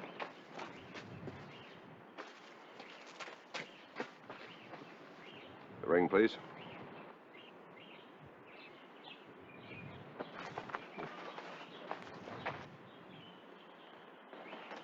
Put it on her finger. Now say, with this ring I thee wed. With this ring I thee wed.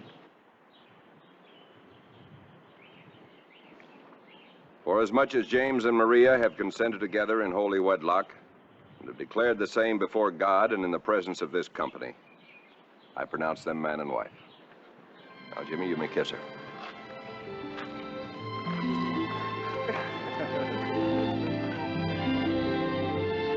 As the alcalde, I have the honor of being next. Maria, may you have as fine a family as your pretty sister. Congratulations, Jimmy. Thank you. And don't forget that as my marshal, I shall expect you to work in the morning at 7 o'clock. Right. Thanks. Tomorrow? Next week. Oh. Oh, Mr. Poston. Yes, Charles. All right, what's the trouble? Trouble, he says. Trouble. Mr. Poston, if you ever had trouble in your life, you've never had trouble like the trouble you're having now. Charlie, keep your voice down. You want to spoil a wedding? Now, what is it? Coming down the street is a priest, Father McCabe, sent here by Bishop Lane of Santa Fe. And you know why? No, I don't know why, so tell me. Trouble, he said. Mr. Poston, every marriage you performed is illegal. Every marriage is canceled. Everybody's living in sin. That's ridiculous. I'm the alcalde. And he's a priest, direct from Bishop Lane. On the way down here, stopped at every house. He breaks up every couple you've married. They can't live together. They're going out of their mind. Wait till the town hears. There won't be any town. You won't have any mind left. And look what you just did. Well, you did it again. Now, wait a minute. Let me think. Think?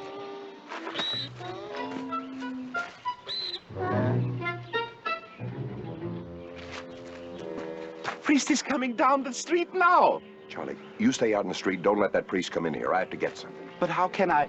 You got to get what? You'll see. Just let me handle this. Don't worry. I want no part of this. You stay out here, but calm down. Don't let on we know anything is wrong. But... hello, Father.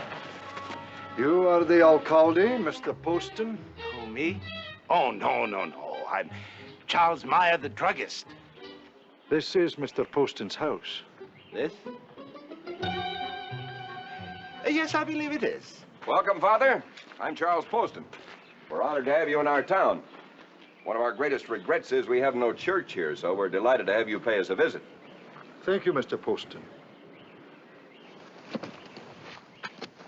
Well, if you will excuse me, Father, I will have to go back to work. Of course. Nice to have the Father with us, isn't it? Yes, it's nice. Nice. Very nice. Nice. Mr. Meyer is a fine druggist. He serves our town well. I understand that you, too, have rendered a service to the town. A service for which you have no authority. Yes, sir, I must confess that I have, but when the need is great, someone has to step in to do the job. I assume you're referring to the money I issued. Money?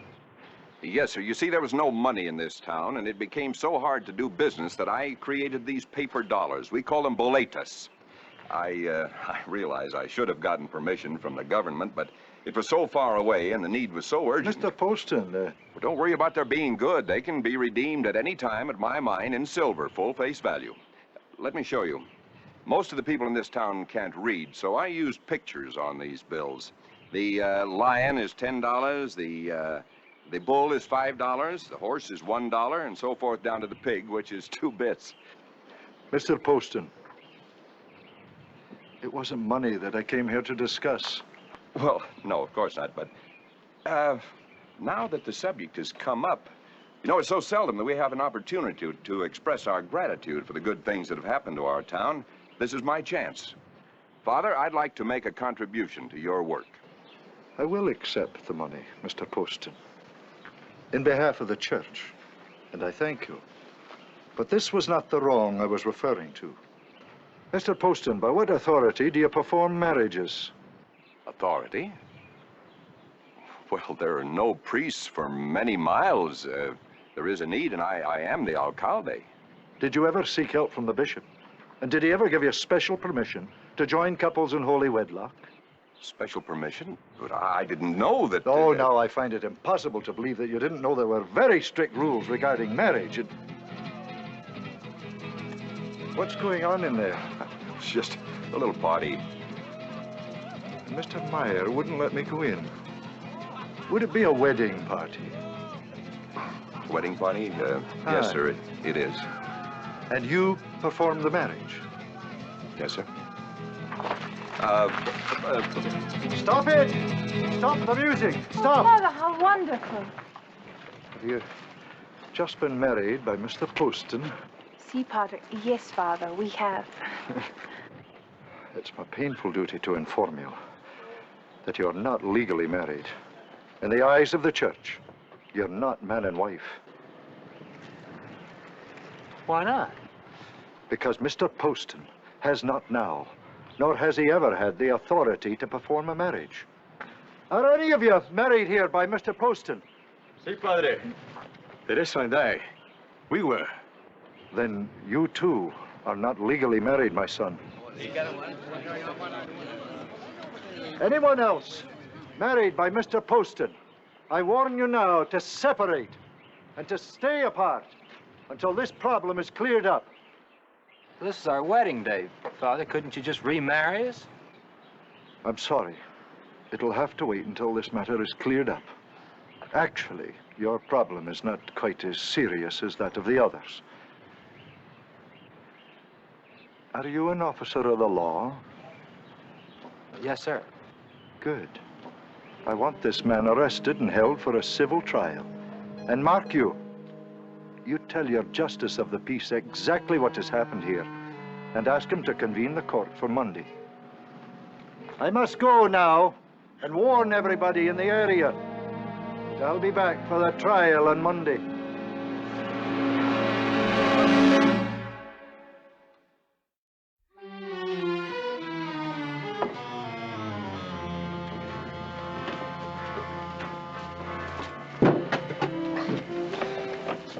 Jimmy, be reasonable. I have to see Charlie Meyer. I've got to make plans. You're under arrest. Now get back in there. Jimmy, who pays your salary?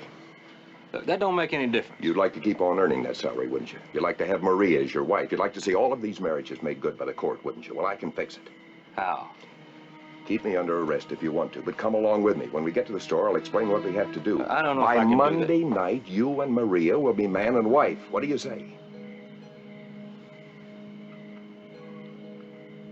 All right, I'll listen. Good.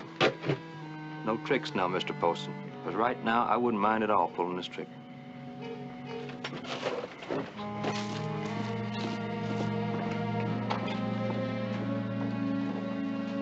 All right, so talk a little. My friend, do you know what's going to happen to me Monday when Father McCabe gets back here? Now, don't look at me. I warned you. Now, listen to me. He wants to take me to court. What's going to happen when he finds out we don't have a court? See? See, I told you it would happen. Well, it's not going to happen. We will have a court. We'll have that trial right here, and we'll settle things our own way. We'll have all those marriages made legal, and that'll be the end of our troubles. Well, good.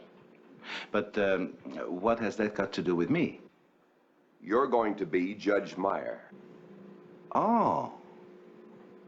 Oh, yeah. And just where do I preside? Well, I was thinking right here. Oh, no, you don't. Now, wait a minute, Charlie. Maybe... No, wait a minute. Maybe it is too small. How about your warehouse? Your warehouse is... Oh, no. That's out of the question. Charlie, I won't move the merchandise. Charlie, think a minute. Just think how much this town needs a court. Do you realize that there are 45 people lying up there in the graveyard and only 3 of them died of natural causes?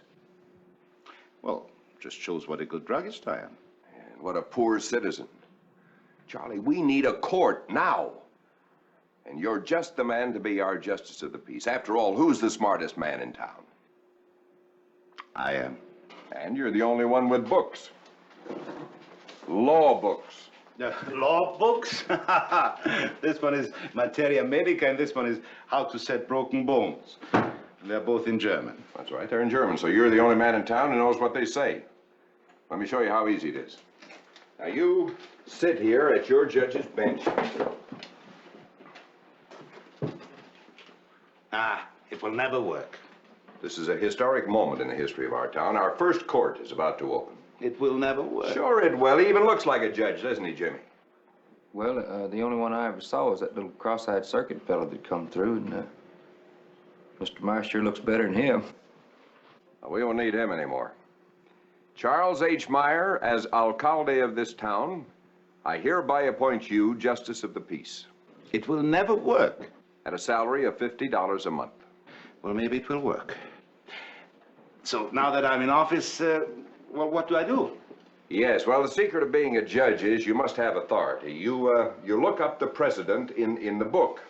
For instance, a fellow goes out, gets drunk, paints the town red. What's the fine? For painting the town red? Well, we'll just look it up in the book. We'll just look up the law. Uh-huh. Ah, yes, here it is. In the case of the State versus McDonald, the fine for painting the town was $30. Is that in the book? Sure. Try another case. What's the fine for, well, for hitting a man? Hitting a man. All right. Well, we'll just look it up. Hitting a man. Hitting a... Oh, well, that's in the other book. Hitting a man. Yeah, well, there it is. Yes, the fine for hitting a man is $20. Charlie, you're going to make a great judge. Now, Jimmy, here's what I want you to do. On Sunday night, you arrest a couple of guys for fighting, any two, lock them up in the livery stable. We still have those chains there, so chain them together and bring them into court on Monday morning. After Father McCabe arrives, Charlie, you try them. Just don't let on that we don't have a jail. You know, find them, look it up in the book. That'll prove that this is a legitimate #1 court. And then what? Well, then when you get to my trial, you, again, look up in the book and find that the alcalde has full authority to perform marriages. That's all there is to it. Mr. Poston, are you trying to influence the judge in this case? What? Mr. Poston, if I'm going to be judge in this town, and I am because you've just appointed me at $50 a month, well, then I'm going to see to it that this town gets justice. I mean, real justice. Monday morning, I'm going to hear your trial. I'm going to listen to both sides. And then I'm going to render justice, no matter who gets hurt.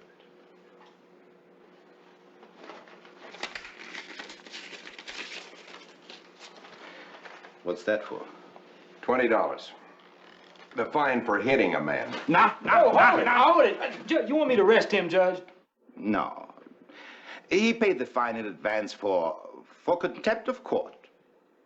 But remember, Mr. Poston, Monday morning when you come for trial, you've already got a criminal record.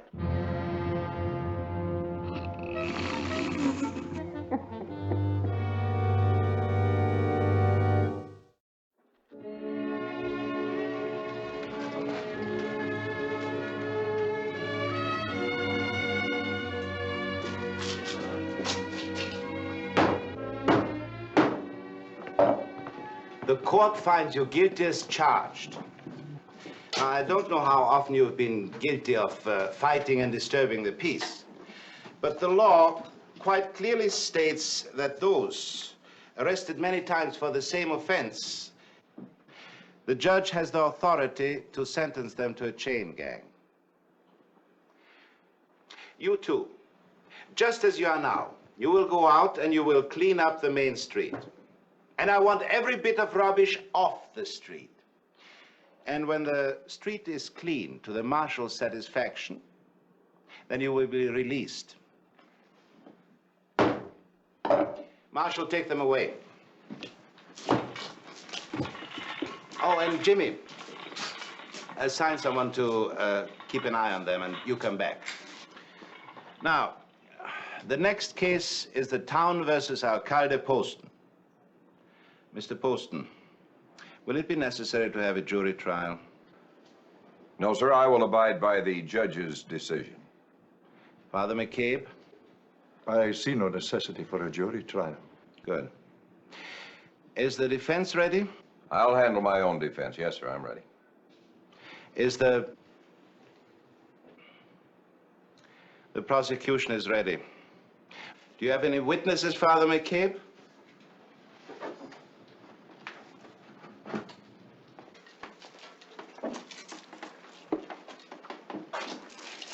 What is your name, my son?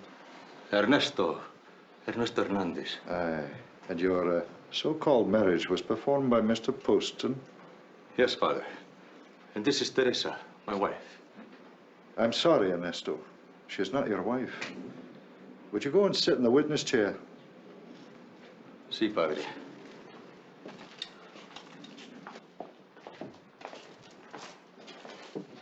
Your Honor, will you swear him in on the Bible? Ernesto is an honest man. He doesn't have to be sworn in. Ernesto, tell the truth. Well, of course. Very well, Ernesto. Why did you and Teresa go to Mr. Poston to be married? What else could we do, Father? If we don't go to Mr. Poston, we have to travel 30 miles. And we have to pay $25. No. And how much does Mr. Poston charge? Charge? Nothing. He never charges anybody anything. When the wagon trains come through, he says, use my garden. Wash yourselves in my pond. Eat my vegetables. Nothing. No money. Why, Mr. Poston, he's a fine man. Did he tell you that he had the right to marry you? He marries everybody. He's the alcalde. Merely being the alcalde does not give him the right to perform marriages. Your Honor, I object. No offense, Father, but the law does give an alcalde the right to perform marriages. It says so in the law book, doesn't it, Your Honor? Is that the law, Judge? Oh, I'm sure it's in the book. I can't imagine a law so unjust as to deprive the people of our town of their right to happiness. As a matter of fact, Father, I did look that up. And I find that there's a ruling from out in California, a little remote town where there were no churches available. Yes, the ruling says quite clearly the alcalde has the authority to perform marriages. You quote that exactly? Well, not word for word, but... Yes, here, please. Of course. But you will understand that this book is in German, since that is my native language.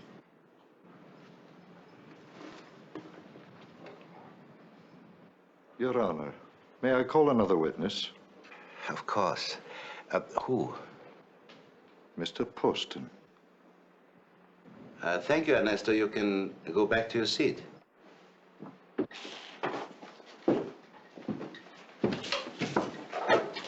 I'm willing to forego the swearing-in ceremonies, Your Honor. Now, Mr. Poston, assuming, just for the moment, that the alcalde has certain rights so far as civil marriage is concerned, are you in fact the alcalde? Just where did you come by the job? Well, there was a need for someone in the job, so a group of us got together and... Were you elected to the job? Well, there was no formal election, actually, no. So you just took the job? And how much are you paid, Mr. Poston? Nothing. And who bears the cost of running the town, of paying the marshal's salary? I do. And who appointed the judge, and who pays the judge's salary? Father McCabe, I can assure you, no matter how I got this job, you will get justice. Oh, I intend to, Your Honor. Now, Mr. Poston, in the law books, according to the judge, they refer to the alcalde's legal authority to run a town. Now, in actual truth, Mr. Poston, do you have that authority? Father, that brings up a very interesting question. If I didn't have the legal right to be alcalde, then perhaps nothing I've done as head of this town was legal. Aye, that's just the point, Mr. Poston. Yes, it is. That could mean that I had no legal right to issue money. It could also mean that all those boletas that I issued are legally worthless. Well, now, that is an interesting point to consider. Is there something in the law books that covers it? Well, it must be. Well, we'll just look it up. Let's see, money. Oh, yes, well, that's in our other book. The title of this is How to Settle Money Questions. Oh, yes, here it is. It says, in effect, when the acting head of a community... Now, acting head could certainly be interpreted as acting alcalde. When the acting head of a community issues paper money for the convenience of business, that money shall be accepted as legal tender and must be redeemed in silver on demand. Good, good. Well, I was hoping that would be in the book. Well, now, Father, wouldn't you say that if, as acting alcalde, I have the right to issue money, and I would also have the right to perform marriages when the lack of an available priest makes that necessary?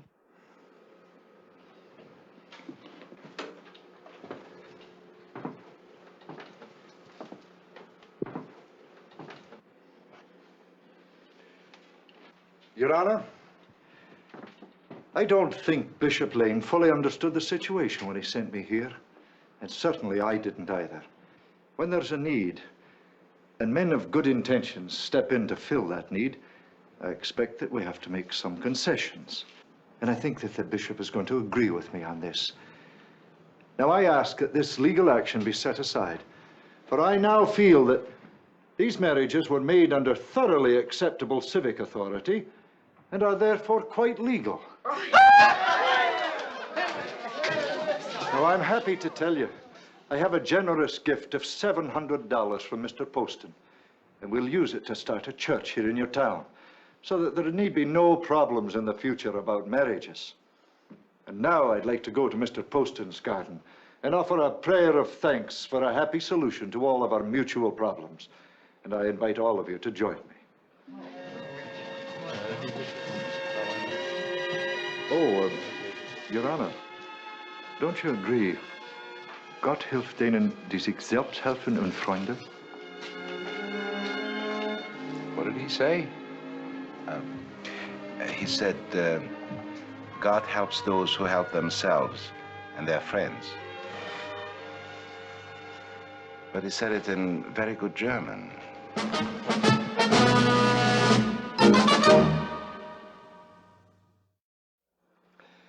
When Arizona became a territory of the United States, Charles Meyer was at long last officially made Justice of the Peace. Charles Poston went on to become Arizona's first representative in Congress, and his great efforts earned him recognition as Father of Arizona. On April 26, 1925, his remains were reinterred in a memorial dedicated at Poston's Butte near Florence, Arizona. Next week, another true story from Western history. See you then.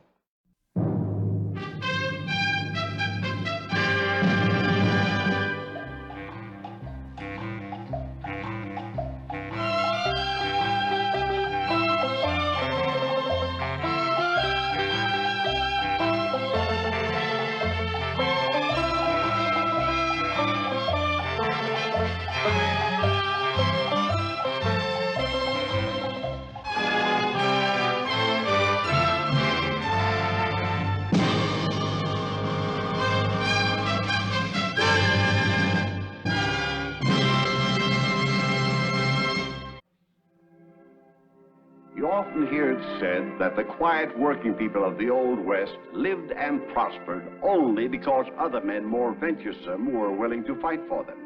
This was not always the case. Tonight, I'm going to tell you a story of a quiet man who made his own fight in his own way. I call it the gunsmith.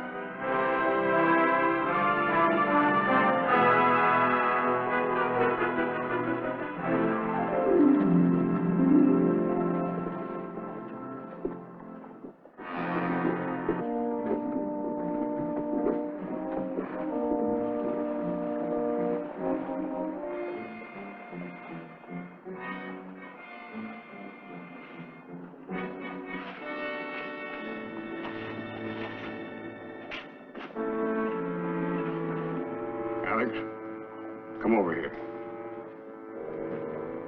Something wrong? Unless something's wrong with my eyesight. That's Buckskin Frank Leslie. Are you sure that's who it is? I never seen him. I have. I seen him do his fancy shooting act up at Denver. Alex, I don't like this.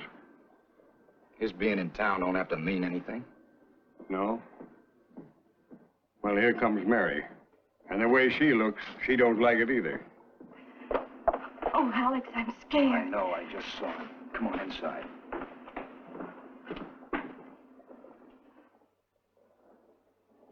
You two should have got married. And Buckskin wouldn't have had nothing to do about it. We don't know that he means to do anything. Maybe he doesn't even know Mary lives in this town. Besides, she was never his girl. No, just his target. It ain't no accident he being in this town, because he's heading straight for the place. I understand you're Durwood. That's right.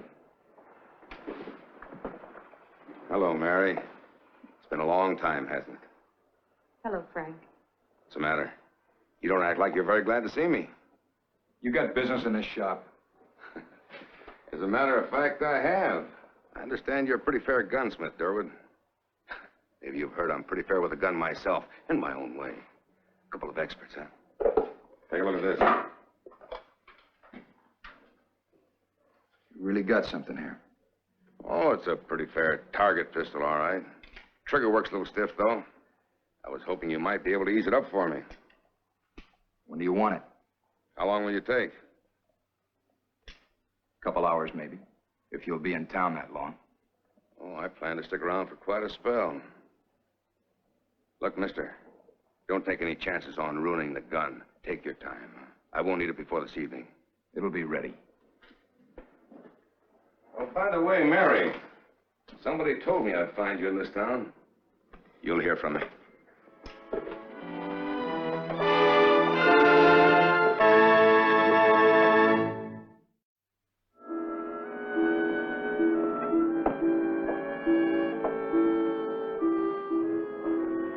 Good afternoon. Aren't you going to say anything to me? I was just locking up. I'm on my way home. Yes, I know. You won't open up again until this evening. You know, I was thinking maybe we'd take a little ride and talk things over. No, I can't. Of course we can. I rented the rig especially for you. Now, you wouldn't want to let a little thing like that go to waste, would you? Frank, please. Get in the rig, Mary.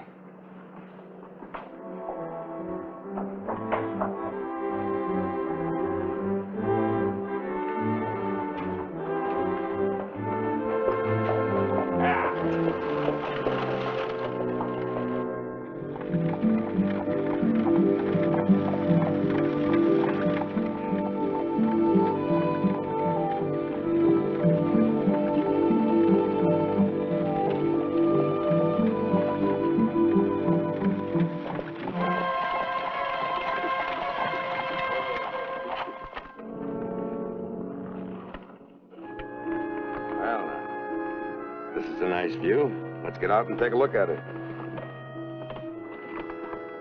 Come on. I said come along, Mary.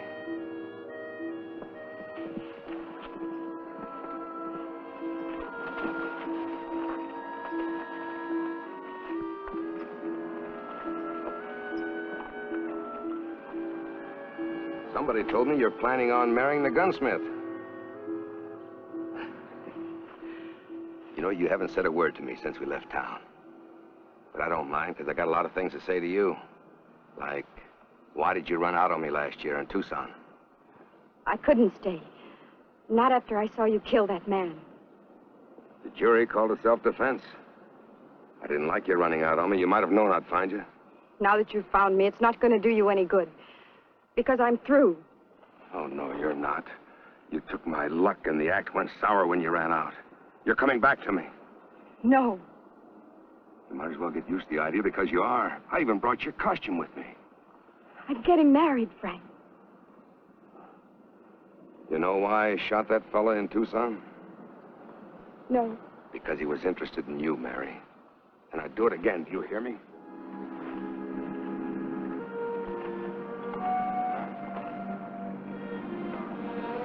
Where'd you get this? The gunsmith give it to you?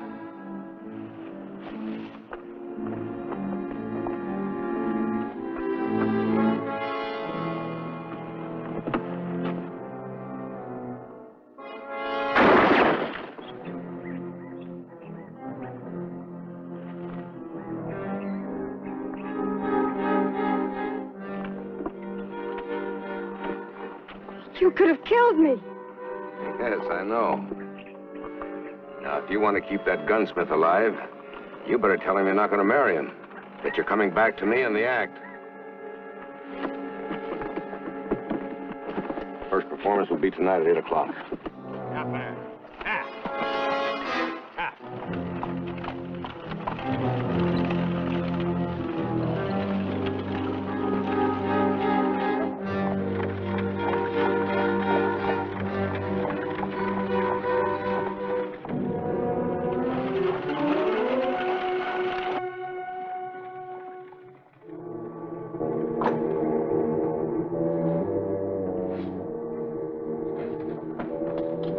I came by for my gun. Is it ready?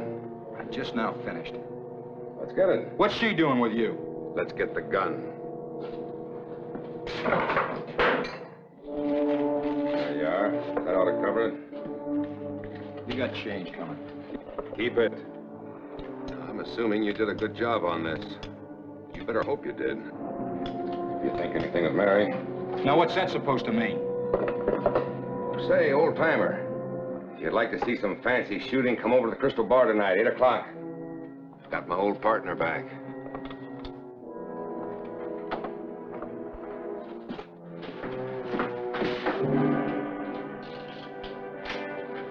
Alex! Polly! Turn around, Buckskin. Alex, don't. You're gonna let her alone. You're making a mistake, friend. You're gonna let her alone, do you hear me? If you hear me, you're making a big mistake.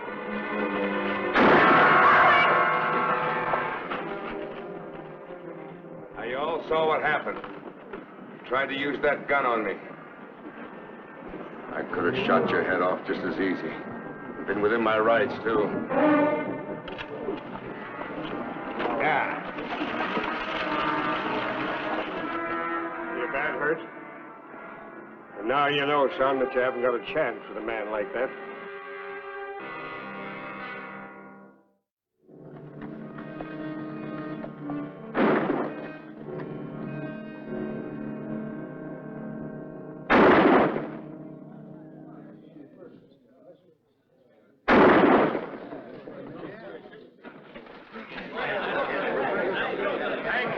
Thank you, friends.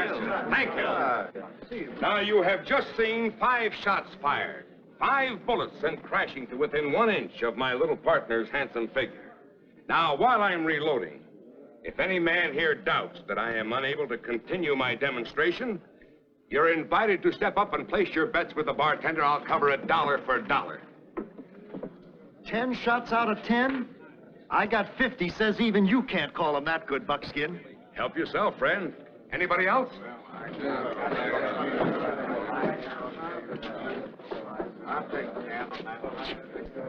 Well, mister, looks like you got quite a party going here. Sure does. Is there some concern, Marshal? Depends. Ask Mary what she thinks about it. We're just going to. How about it, Mary? Had enough? It's all right, Marshal. None of my put in then. Sorry, Alex. But I still think I'll stick around. Sure. Watch close. Get some pointers. You watch close. I always do, Marshal. Are all bets down? Yeah. I thank you, gentlemen.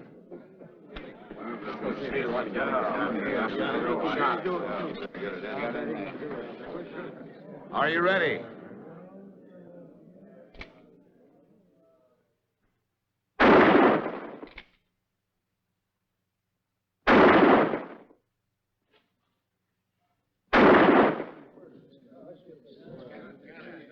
Can't these fools see that that poor girl is scared to death? She's going through torture. I don't think they do, John. It's only an act to them. 10 shots, gentlemen. That's it. 10 shots. I'll be darned, Buckskin. That's the best shooting I ever saw. I thank you, friend. Now, I'd like to remind you all there will be a special performance tomorrow afternoon at 4 o'clock. Monday, I'm moving out, taking the act over to Albuquerque, so I'd appreciate it if you gentlemen would spread the word. Marshal, would you see me home, please? Sure thing, Mary. Go ahead, kid. Get a good night's rest. You've earned it. The drinks are on me, gentlemen.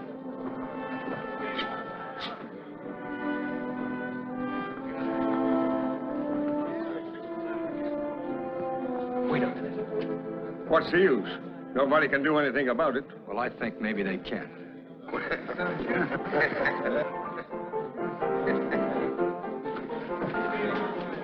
You saw some pretty fancy shooting, didn't you, Derwin? That's right, Buckskin. I sure did.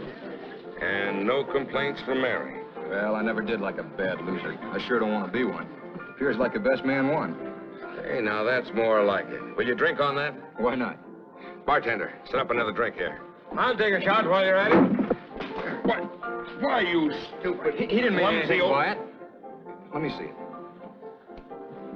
Is anything wrong? Take a look. Did you say that cylinder was knocked out of line? Better not be. I'll tell you what. I'll take it over to the shop and check it real good. Won't cost you a thing. Well, all right, but I gotta have that back by tomorrow afternoon. You'll get it.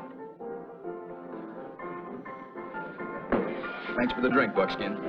Let's go, John.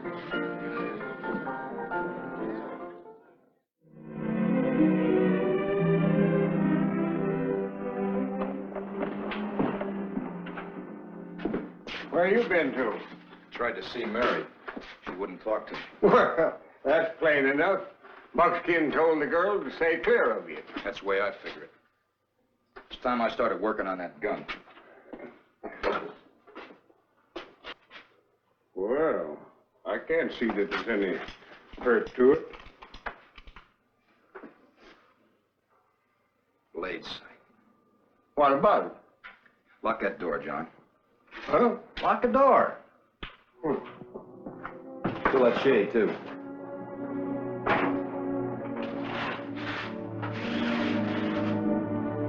Hey, will you tell me what's going on around here? And what are you aiming to do to that pistol? First off, I want to heat up the barrel. You get that forge hot. Yeah, well. Ready.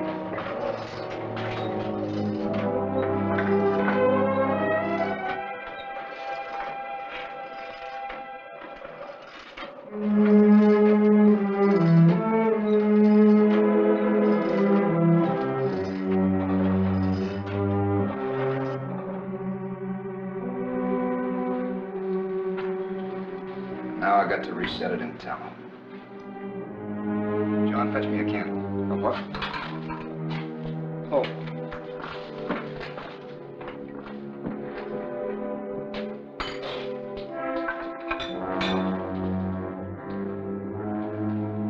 Good. You'd never know a thing had been done to it. So, you set the side in tallow, huh? Now what? Try it out.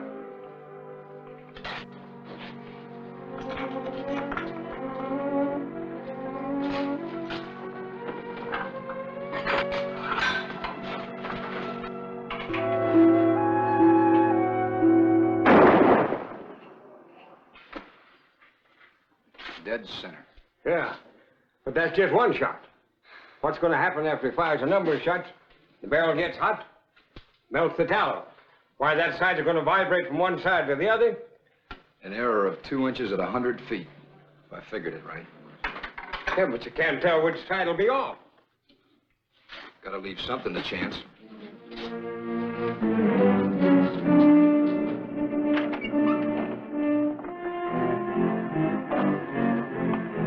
You're going to get Mary killed.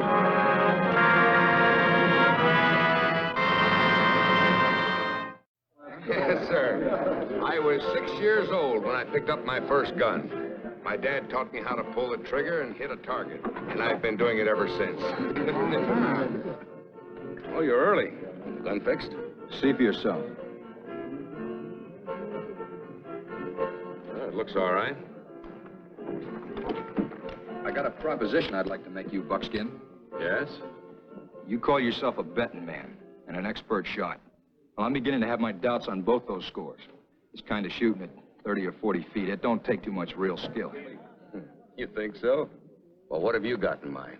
Just supposing it was 100 feet. Are you asking me to shoot at Mary from 100 feet with a handgun? Not at Mary, at me. You know, I've never turned down a bet yet, nor have I welched on one. What have you got in mind?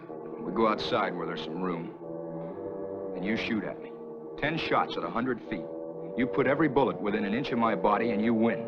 How do I lose? By either shooting wide of an inch or hitting me with a bullet. Now, what kind of stakes would you give those odds for? Mary, if you lose, you promise to get out of town and out of her life for good. Well, I figure she's mine already. I'm willing to put up everything I own. My business and my property. And your life. I'll say one thing for you, you're not a piker. All right, Durwood, you've got a bet. Now, if some of you gentlemen would be kind enough to pick up the hay and the backstop and take it outside for me, I'd appreciate it very much.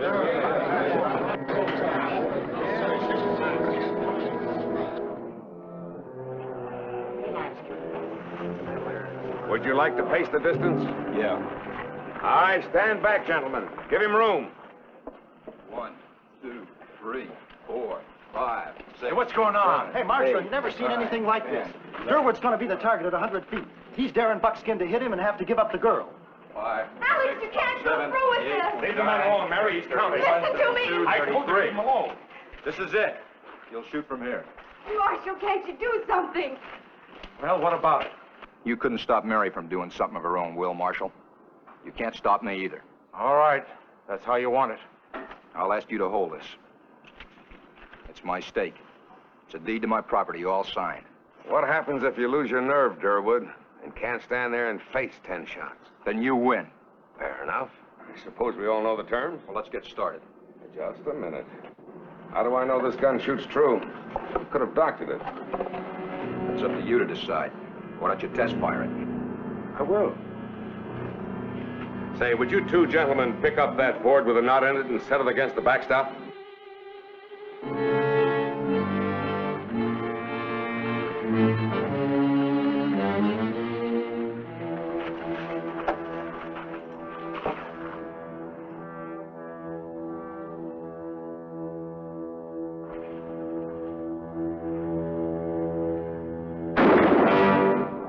Shot, Buckskin. You satisfied? I'm satisfied. Now go make a target of yourself, Durwood.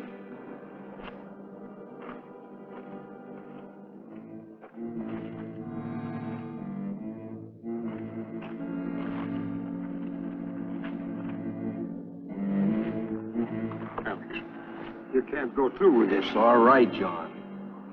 There's nothing all right about it. All right, so I get hit. Isn't it worth the gamble to save Mary? Suppose you get hit in the head. It's part of the gamble.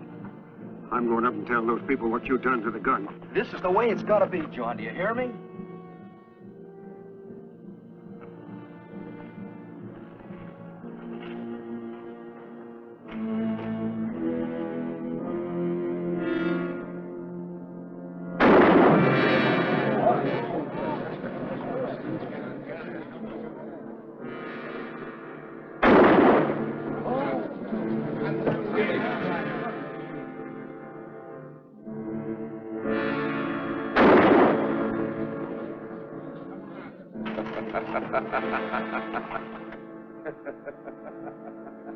Really trying to break him down, aren't you? You have to keep shooting at his head like that? I didn't hear anything in the rules against it.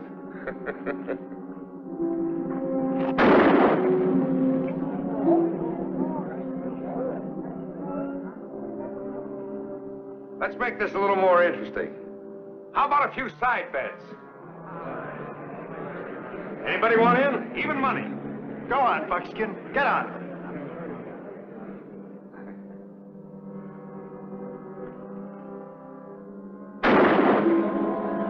That's 5 shots, Durwood.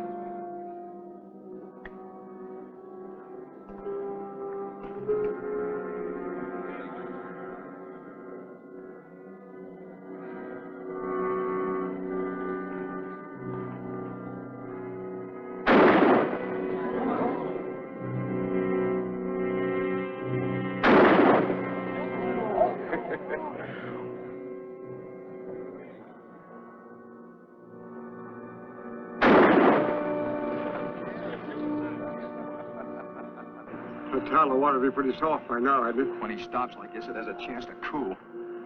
He's a good shot, John. The best I ever saw.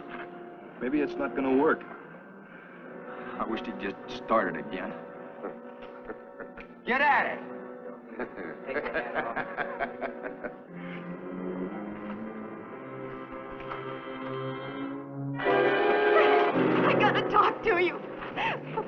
of the way. Please, Frank. If you stop this, I promise I'll do anything you want. Figure you'll do anything I want anyway. Now stand back. I got a bet to win. No. If that gun cools off again, you'll never make it. Mary, let him shoot! No, I won't. Let him alone, Mary. Marshal, get her out of there. Sorry, stay out of it. No.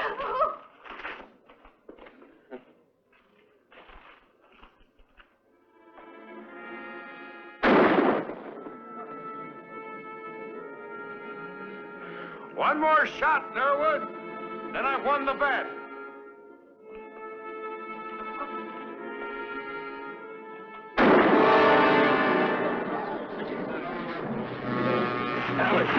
Alec!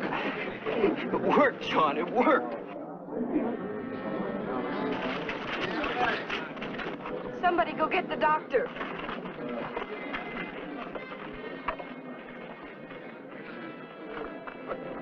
Something went wrong, I tell you. Something happened to the gun. Mister, I don't give a loud hoot. As far as I'm concerned, your shooting act is null and void. You lost your touch. And you ain't to risk Mary's life this way anymore or anyone else's. You got 5 minutes to get out of this town. Yeah.